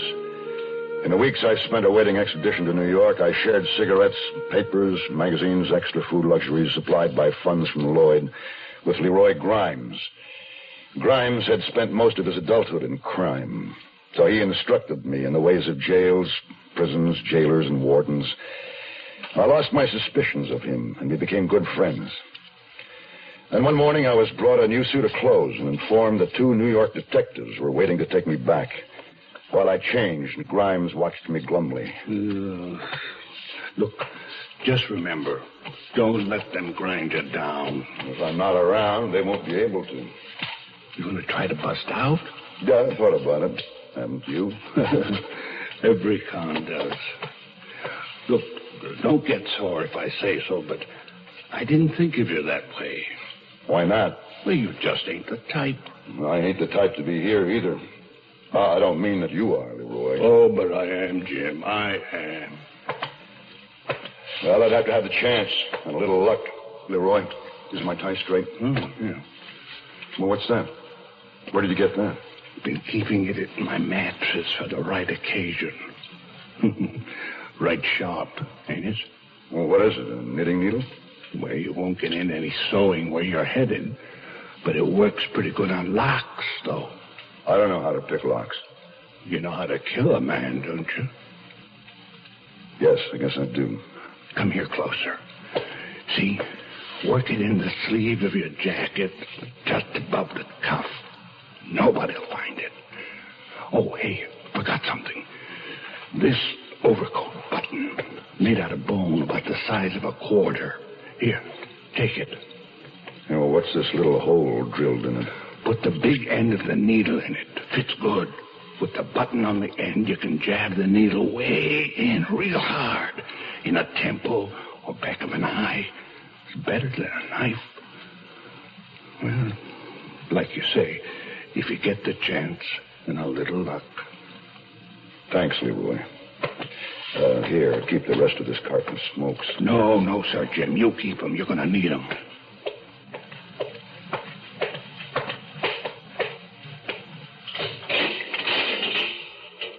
Well, I guess this is it. Yeah, well, been right fine knowing you, Marius. I'll read about you in the papers up in Quentin. Yeah, hope it's not in the obits. Goodbye, Leroy. And thanks. Good luck.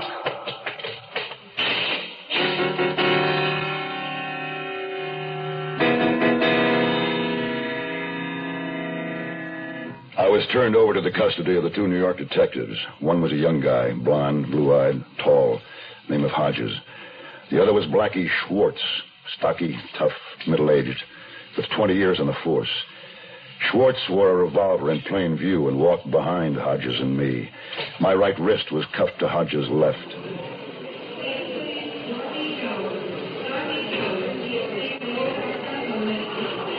They drove me to LAX, Los Angeles International Airport, to await a flight back to New York.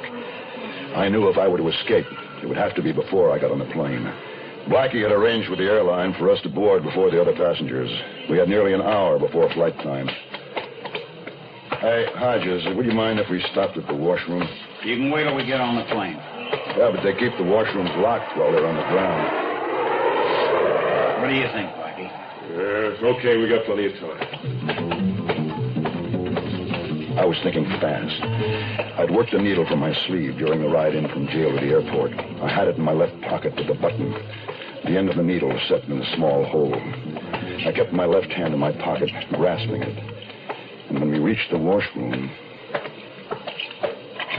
it was a big room, all white tile. Luckily, we were alone. Blackie watched our every step. I was hoping Hodges embarrassed easily. Hey, I'm not going in there with you. Well, take the cuffs off. I don't like this. No, I'm not going to go anywhere. I'm not that stupid. You just leave the door open.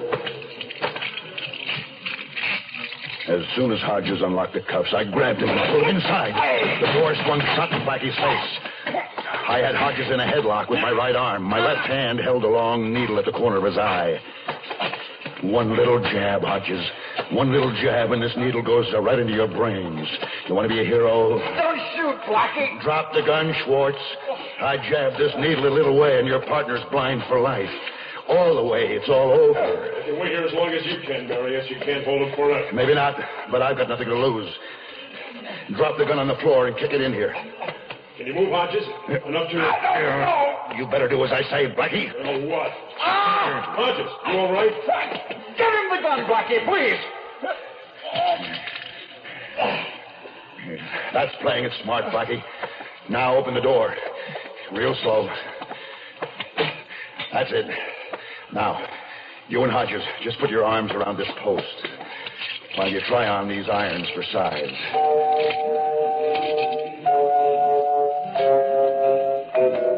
I took the keys and left Schwartz and Hodges handcuffed to the post, gagged with shreds of Hodges' shirt. They wouldn't be following me for a while. I relieved Blackie of his expense money, and I left. Outside the washroom in the busy terminal, I easily lost myself in the crowd. I got in a cab and told the driver to take me to the San Fernando Valley, North Hollywood. I got out and started walking.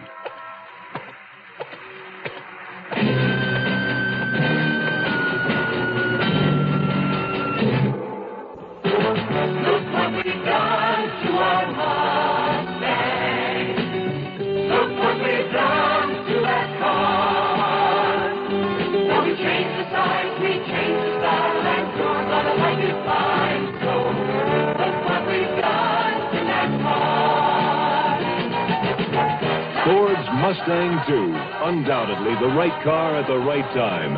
Built smaller than the original Mustang, with a thrifty four-cylinder engine that's easy on gas. Mustang II is light in weight, richly appointed, has rack and pinion steering, bucket seats, 4-speed transmission, and tachometer, all standard.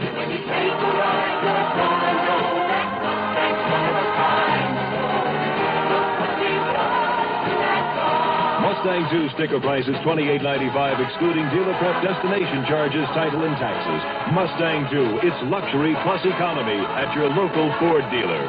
The Zero Hour continues after this.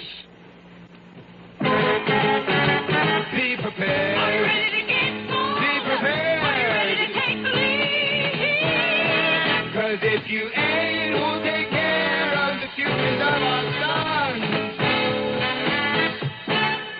Well, let me ask you now, who's gonna tell them about the butcher man? Who's gonna show them how to freeze the land? Who's gonna tell them why they shouldn't drop out? Who's gonna show them what it's all about?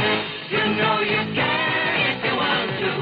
You can if you want to right now. Well, let me lay it on you. Well, let me tell them, you know, if you're 18 or older, you can help a lot of guys be prepared by being a leader in scouting. I mean it, fella, scouting today's a lot more than you think. Be prepared. Are you ready to get more? Be prepared. Are you ready to take the lead?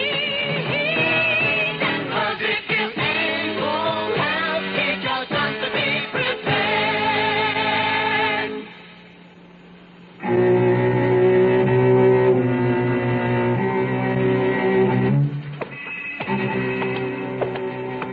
By this time, I was sure that Schwartz and Hodges had the alarm out for me. Not only the LAPD, but the county sheriffs and the highway patrol would be alerted. I needed somewhere to hide out and quickly ducked down a side street. I had no destination, just kept walking. And then in my aimless path, I spotted a for sale sign planted in the brown, overgrown yard of a small frame house with a shake roof and plastered salt and pepper stucco. It was exactly like 1,000 others in the valley, only unmistakably vacant.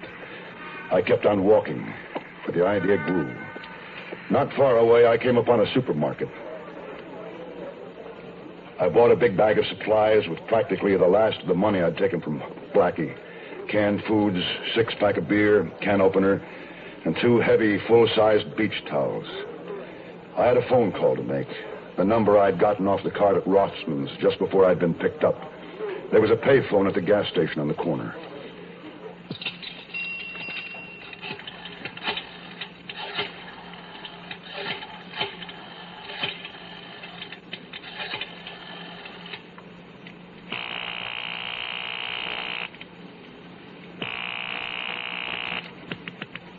Hello?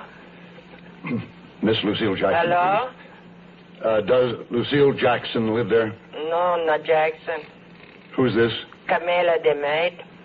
Well, is anyone else at home? Nobody see but me. Well, maybe I have the wrong number. Whose home is this? If you don't know how you call, I'll not tell you.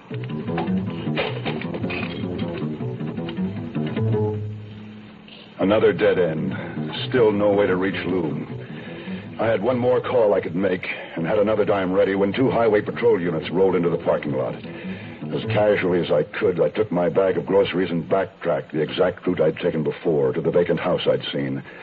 Dusk was falling, and I could see no one who might see me, so I checked the doors and windows. It was locked up tight. What was a little breaking and entering after what I'd been through. I waited a few minutes to be sure no one had heard me and climbed in through the broken kitchen window. I sat on the cold floor well below window level and opened a can of beans. I ate them cold from the can with my fingers and washed them down with a warm beer. Exhausted, I wrapped myself in the 2 beach towels and started to drift off.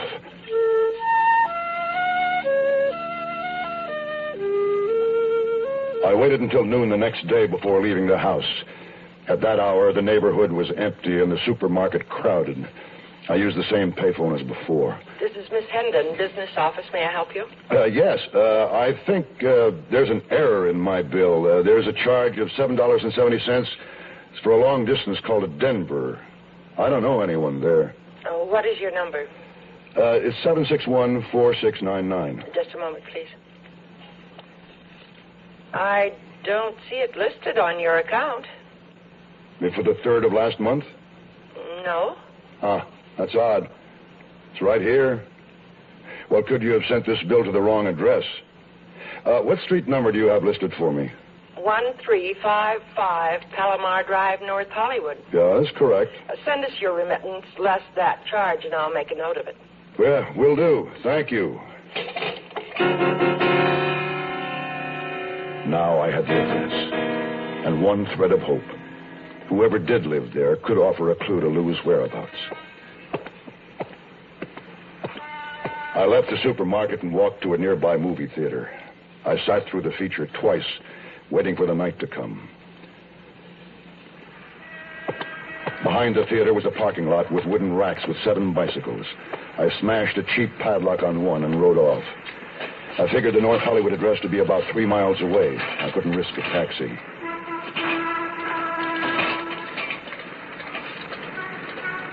I pedaled along, keeping away from the main, well-lighted, heavily traveled streets. At an intersection, a black and white patrol car pulled up alongside me. The cop driving gave me a curious look. Saving gas? My wife says I'm getting fat. Well, you're going to be stiff tomorrow. I already am. Hey, you should get a reflector so you don't get run down. I watched him pull away and turn the corner. Luckily, Palomar Drive was nearby. I left the bike behind some camellia bushes. The house was a small Mediterranean-style villa set back in a lawn dominated by green trees. I walked up the shrub-lined drive, which curved in a sweep to the door. From the drawn shades, I saw the soft illumination of lights. At the door, I adjusted my jacket and then rang the bell.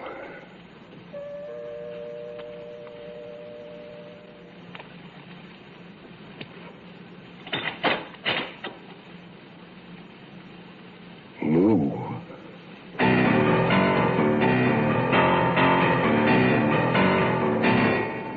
You are listening to Mutual's presentation of The Zero Hour.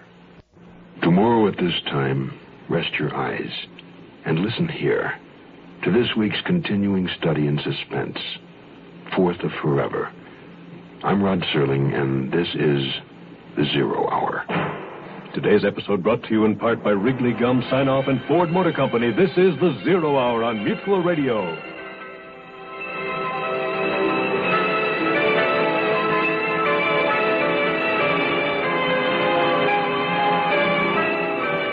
You have been listening to The Zero Hour, a presentation of the Mutual Broadcasting System in association with Hollywood Radio Theater. Heard every weekday at this time. Rod Serling is your host. Zero Hour is produced and directed by Elliott Lewis. The Hollywood Radio Theater theme was played by Ferranti and Teicher and is now available on United Artists Records and Tapes. Hugh Douglas speaking. Tune in tomorrow, and once again, rest your eyes and listen here to The Zero Hour. This is the Mutual Radio Network.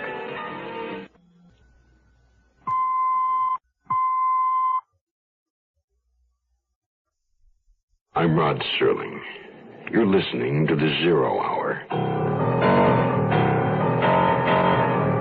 Rest your eyes.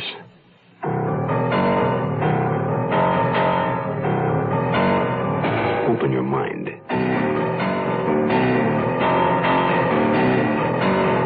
Exercise your imagination. This week, Bill S. Ballinger's study of a deadly obsession. Fourth of Forever. Starring John Daner.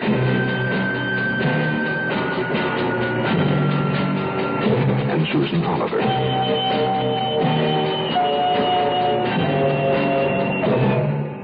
In Elliott Lewis's production of The Zero Hour.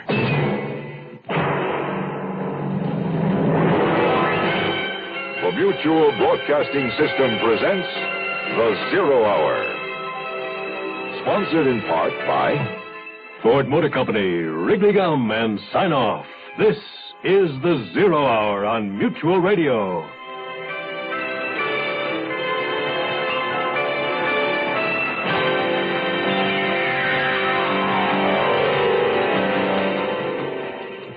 James Marius and Lou Jackson have a date with destiny. But first they have some matters to settle. Marius is a wanted man. The police know his general whereabouts. Warren was shot in the back of the head, and the matter of a second gun. This date with destiny was assured before they'd ever met. James Marius and Lou Jackson, star-crossed from the beginning. Two people slated to make both sides of a single decision, hinging on a third party. Fourth of Forever concludes right after this word. We weren't able to use the gutter you had there, so that cost you $73 extra. And I gotta charge you $870 for the partition your wife wanted, and $490 to tear it down after she changed her mind. 7 additional outlets, $350. The doorknob you chose was a special order. That cost 47 clams. I had to repaint the rear wall. Your wife didn't like the color. $241. Bathroom fixtures cost $3,450 instead of the $42 we budgeted. The plumber's bill was $1,675. Don't begin a repair job on your home before you understand all the costs involved. The Department of Housing and Urban Development has a booklet entitled Fixing Up Your Home. For a free copy, write to HUD, Washington, D.C., 20410, or call your local FHA-approved lender. And cash advances to subcontractors, so the total comes to about $83,000. Mr. Smith? Are you all right? Mr. Smith?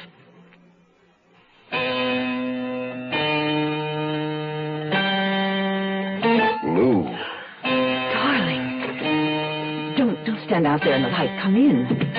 Lou. I just can't believe it's you. Is it? You look different. Your hair. Do you like it? Well, sure. I liked how it was. Oh, I had to hide somehow. You understand. I guess it is a rather silly disguise. Oh, don't worry. I'll get used to it. Poor baby. Someday I'll change it back for you. The Gazzetti. You didn't sell it? No, it's my most prized possession. But the money you sent to Lloyd, the attorney. I sent the money, but I didn't sell the painting. Well, but then how did... Oh, long story, darling. I'll explain later. Let's have a drink to celebrate our reunion. Oh, no, I've stopped. Or nearly. Have a brandy anyway. Come, sit by me. Well, this house, who does it belong to, Lou? Oh, friends of mine. I stayed with them, months ago. When I ran away from the apartment, I came here, and they're out of town for a short time. Why'd you leave your apartment? I couldn't find you. I had to after all that happened. But I called you long distance from New York, and you wouldn't talk. I know. I was a terrible coward, but I panicked. Oh, come on. You knew I wouldn't involve you. I haven't said a word about you. Not to the lawyer, or the cops, or anyone. You don't understand, darling. I need this drink. Look at me. I was in Warren's hotel room when you killed him. You what? Surprised? Not really. From what the papers said or didn't say, and in jail. Well, tell me what happened. All right, darling. After you left the airport for New York, I felt I'd talked you into it. You didn't really want to rob Warren. I'd made you take all the risks. I felt it was my place to be with you, so I caught the next flight to New York. But you didn't know where I'd be staying? No, I just thought, I'd find you eventually at the Park Hamilton. I went up to Warren's suite about 11 sometime, a little after, but you were already inside. The side door, the one to the bedroom, was open, so I went in, and that's when I heard shots in the living room. Well, I dropped my gun. Yes, you did. But I picked it up and took it away so the police wouldn't find it. Well, they didn't need to. My bloody prints were all over the place. And as long as Warren was dead, I opened his briefcase and took what was in it. $65,000 in cash and about $40,000 in negotiable securities. What? Well, we were in up to our necks already, and we needed that money to get away. I used some of it to hire Ethan Lloyd. Yeah, well, anyway, you took it. Huh? Yes. Warren was dead. I didn't know you'd been hit, so I went to the airport to wait, but you didn't show up. I caught the next flight home, and in the morning I read that you'd been wounded. Poor baby. What happened to the gun? Right now, it's somewhere at the bottom of the East River. Is there anyone else here? Not right now. Can I stay here a few days until we can get away? No, it would be too dangerous. The maid will be here in the morning, and people could drop in unexpectedly. But I did stay the night. At dawn, well before the maid came to work, Lou made breakfast. It was like old times, nearly, as she smiled at me across the table. But the mood was broken when we began discussing a plan of escape. Once you're in Mexico, it'll be easy to get somewhere else, far away. And wherever it is, I'll meet you there. Lou, I can't make it without you. Come with me to Mexico City. Oh, I want to, darling. I want to very badly, but the securities, they're so difficult to exchange abroad. Don't forget, we'll have to live in South America or Europe. Marius, you have to get away today. Darling, it's the only way. I'll meet you later. More coffee? Yeah, thanks. I'll need a passport. I can get a phony one in Mexico, but it'll cost. How much? When I was flying there, I think the going price was a couple of grand. Oh, you're glad I have the money now. That's a lot of cash to carry around. Well, you're right. I'll need a gun. I had one, but left it in the house where I've been hiding out. Too risky going back there now. What'll I do? There's one around the house here.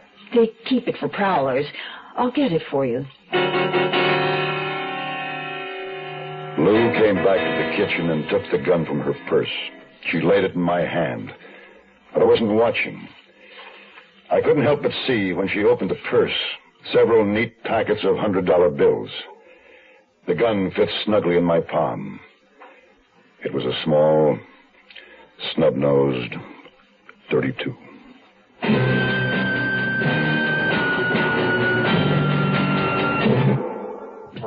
Looking for a car that's easy on gas, easy to buy, and yet has the luxury you want in a car? Look what we've done to our Mustang.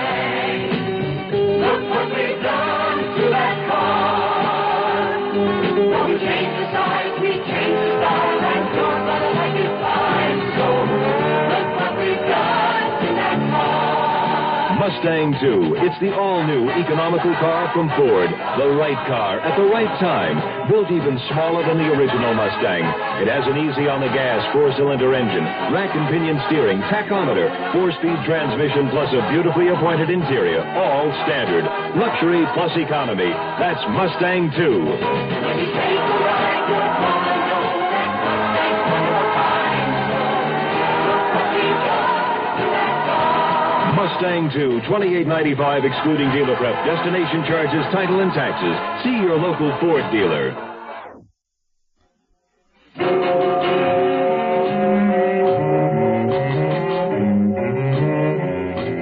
It was barely light outside as we prepared to leave. I stopped by the back patio to admire the garden. Potted plants hanging and standing. The flower bed alive with daisies and petunias in full bloom. Lou tooted the horn lightly for me. I got in and we drove off. By the time we reached San Diego, the sun was high. Crossing the border, we must have looked like any two American tourists. We drove right through and on into Tijuana. Well, when will I see you again? Tuesday. I'll be down. Why so long? You'll be busy, and so will I. That's 4 days from now. Seems like forever. How much money will you need? How much have you got? Enough. Well, I'll need enough for the passport, the hotel, the travel arrangements, not to mention payoffs and whatnot. Darling, just tell me, how much do you want? You better give me 10 grand, just to be safe. $10,000? Were you planning on brothing the whole country? That afternoon, I flew into Mexico City and registered at Hotel del Prado under my new name, Harold J. Hanna. I spent the next day making final arrangements, checking schedules, buying clothes. Everything I needed I could get in the shops contained within the building, so I never left the hotel. Finally, Thursday night arrived, and with it, Lou. Darling. Oh, it's so good to see you. Gee, what's in the bag? 2 bottles. One champagne, one brandy. Just like we began. Oh, you're wonderful, Lou. You really are. Did you get the passport? Yeah, no problem. You are now in the arms of Harold J. Hanna. Oh, I liked Marius better. Well, maybe we'll change it back when we get to Greece. Greece? It's perfect for us. You won't believe all I've got planned. Come on up to the room, Mrs. Hanna. I'll tell you all about it. There was a while before we talked. We didn't even get the bottle open. I was looking at the moon full in the night sky when she came back into the room wearing the pink nightgown she'd worn all afternoon. Tell me about Greece, Marius. You don't sound thrilled. Lou? Yes, darling, I'm listening. Well, it isn't Greece exactly. It's a tiny island off the coast in the Aegean Sea. Mixos. Sounds lovely. And I'm planning on us buying property there, settling down. I've already put in a bid on our old hotel. We could fix it up and work the tourist trade and have beautiful children. Marius. Now, there's an Air France flight from here to Paris. We connect from Paris to Rome and then on to Athens. I made reservations for 2 on the plane, leaving tomorrow. One for Mr. Harold J. Hanna and one for Miss Lucille Jackson. You have your passport? Yes, in my suitcase. Well, where is your suitcase? Oh, we must have left it in the lobby. It's in Los Angeles. I've been trying to tell you, Marius. Well, why? Darling, you must know. I love you. Well, then come with me tomorrow. I haven't cashed in the securities yet. These things take time.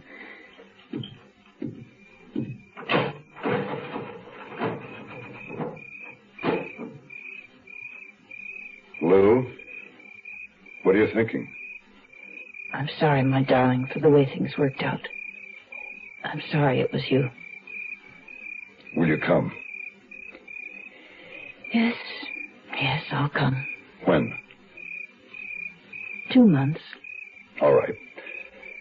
You'll fly to Athens, then sail from Piraeus to Mixos on the Persian Queen. I will... Wait. No, I'm fixing the date. The ship sails on the 1st and 3rd Monday of every month. So with a 2-day layover in Athens and 2 days on board, you should be in Mixos June 4th. That's 2 months from today. 2 months is a long time. No, my darling. Forever is a long time. I'll be waiting for you.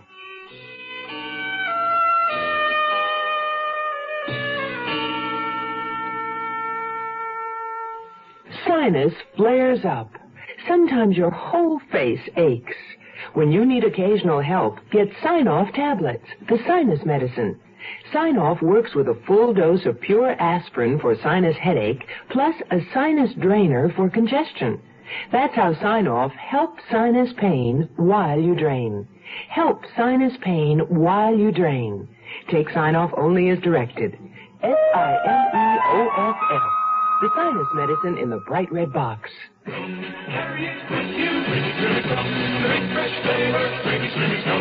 Carry it with you, bring it to the gum. The big fresh flavor, bring it to the gum. Carry the big fresh flavor wherever you go, whatever you do. It's my spearmint flavor, the great big taste, delicious to choose. Spearmint gum. Carry it with you, spearmint gum. The big fresh flavor, spearmint gum. Carry it with you, spearmint gum. The big fresh flavor, spearmint gum. The Zero Hour continues after this. Here's a tip from your Better Business Bureau. With more and more people eating poultry these days, it might be a good idea to review some basic facts on how to buy and serve poultry. First of all, remember to look for the grade shield. The highest quality is U.S. Grade A. Grade A birds are fully fleshed, meaty, and attractive in appearance. But when you bring it home, remember that all poultry is perishable. Care and cleanliness should be used in the preparation, cooking, and serving of all poultry products. Keep frozen poultry hard frozen until time to thaw, and cook it promptly after thawing. Use fresh chilled poultry within 1 to 2 days. Completely cook poultry at one time. Never partially cook, then store, and finish cooking at a later date. Leftover cooked poultry, broth, stuffing, and gravy should be separated, covered, and refrigerated. Then you'd better use it within 1 or 2 days. A consumer tip from your Better Business Bureau.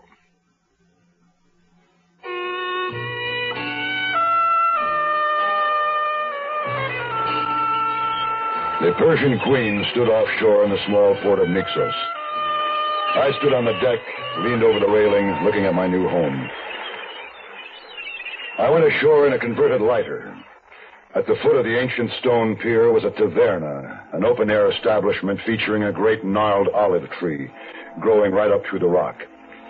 I stood there, holding my suitcases, until... Would you care to join us? Oh. Yes, I would. Thank you. We saw you arrive. You know, there's so little to do here that we all hurry to make friends with a stranger. I am Ivan Lamat, and this is Father Gilbert. Miss Lamat, Ivan. Father, I'm Harold J. Hanna, J for James. Are you a tourist, Mr. Hanna? Oh, yes, and entirely at large. Is there a hotel here? Only one. It is not large, not small, not good, not bad. It is also not cheap, but one has no choice. It is called the Acropole. The Acropole was run by Constantine Gregoris, a heavy-set, nearsighted man. He assigned me a tiny, stark room, which he claimed was the best in the house. The first few days were torture. I was a man alone in a strange country. The last day and night with Lou burned deep in my memory. I could have easily afforded scotch, but thought it best to let the $7,000 I had left cool. Time passed slowly. There was nothing to do on Naxos but sit in the taverna, drink ouzo, and talk. I got to know and like Ivan, and the Padre, as I called him. Together we made quite a trio. Ivan, a thin, dark girl with a pixie face and boyish cut hair, was a musician. She had studied in Paris, which was her home, as well as in New York. And so now I am in Naxos because it does not take so much money. Was there a music school here? No, there is nothing here. But I practice to compose music, which is not bad. Padre, what's a Roman Catholic like you doing on a Greek Orthodox island like this? I have a calling, Harold. Including Miss Lamat, there are 8 members in my parish. Are you British? Yes, my home is, was England. I miss it. When are you going home? Oh, soon, perhaps.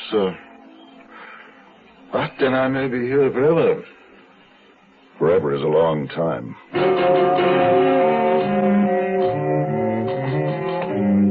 Ouzo? Thanks. Hello, Ivan. Join me? Yes. How? Newspaper. Why did you get them? The Persian Queen brought them yesterday. I had them sent from Athens. From Los Angeles? Yes. It's my home. Well, near it, anyway. You wait all day for the Persian Queen just for newspaper? I suppose I do. This time, anyway. Next time, I'm hoping they'll be delivered by someone. Oh, you're waiting for somebody. A woman. Is she beautiful? Yes, Ivan. I am waiting for a beautiful woman. I have been for some time. And will you have Father Gilbert marry you and this woman? Only if you promise to be maid of honor. We will see. I cannot promise. The L.A. papers had dropped the Warren story. There was no mention of the search for James Marius either. Though I began to feel safe, those last 2 weeks of waiting were the longest of my life. Each day an eternity. Waiting, until I was on the pier at dusk when they lowered the lighter over the side of the Persian Queen. I watched it all the way into shore, watched and waited. I could see the purser, but no one else.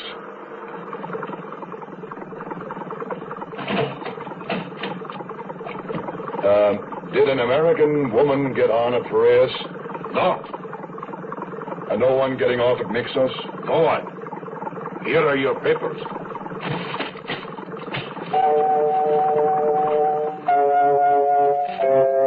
stopped off at the taverna but didn't stay. One crisp $100 bill paid for drinks all around. I retreated to the Acropole with my newspapers and a bottle of scotch.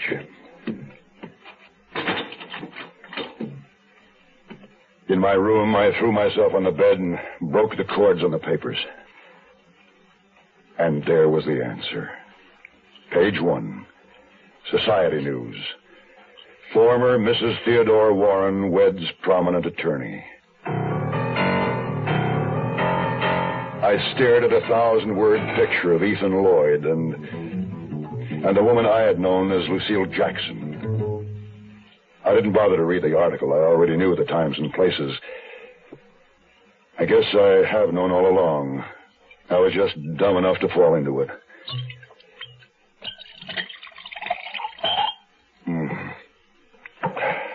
Lou, or whatever her real name was, Mrs. something or other Warren Lloyd, was a woman of money, position, and separated from her millionaire husband. And she had a plan to hire a private detective, Rothman, to find a man of weak will and strong desire, James Marius.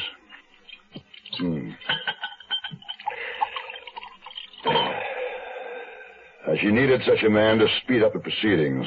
Divorce takes such a long, long time, especially with a wealthy attorney waiting in the wings. So, make up a Clara, create a temporary Lou Jackson, and it's goodbye Warren, hello, $10 million. Phase out James Marius. That's about it. The way things are. And she's sorry. Well, it could be worse. I could be in prison. I could be dead. I could be a murderer. But I'm not. That flash in the mirror back in Warren's hotel room tells me so. I could be broke, but I'm not. I have lots of money. Not 10 million, but enough for James Marius. Marius. She likes that name better than Hannah. Well, so do I. I think I'll change it back. I like the way it looks on a passport. I'm getting bored here in Mixos anyway, with all this money and nothing to do. Well, I gave her a chance. Too bad she missed the boat.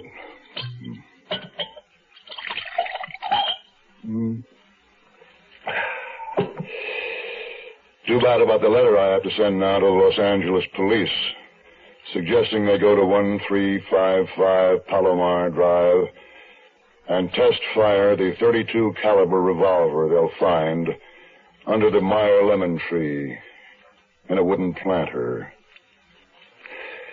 I think they'll find it's the missing weapon in the unsolved murder of Theodore Warren. Too bad it's registered to Mrs. Theodore Warren Lloyd. Like the lady says, Marius, you can't lose. The funny thing about murder, you just can't get away with it.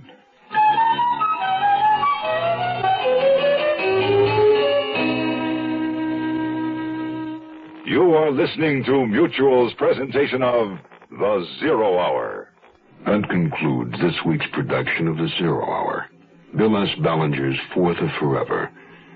Next week, we'll begin another exciting dramatization of a tale of mystery and suspense. We'll tell our story in 5 days, at the same time, Monday through Friday. So on Monday, rest your eyes and listen here to The Zero Hour. Today's episode brought to you in part by Ford Motor Company, Wrigley Gum, and Sign Off. This is The Zero Hour on Mutual Radio.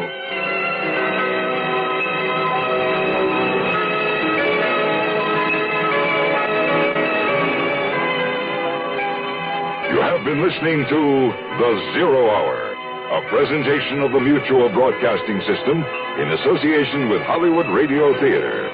Heard every weekday at this time. Rod Serling is your host. Zero Hour is produced and directed by Elliot Lewis. The Hollywood Radio Theater theme was played by Ferranti and Teicher and is now available on United Artists Records and Tapes. Hugh Douglas speaking. Tune in Monday, and once again, rest your eyes And listen here to the Zero Hour. This is the Mutual Radio Network.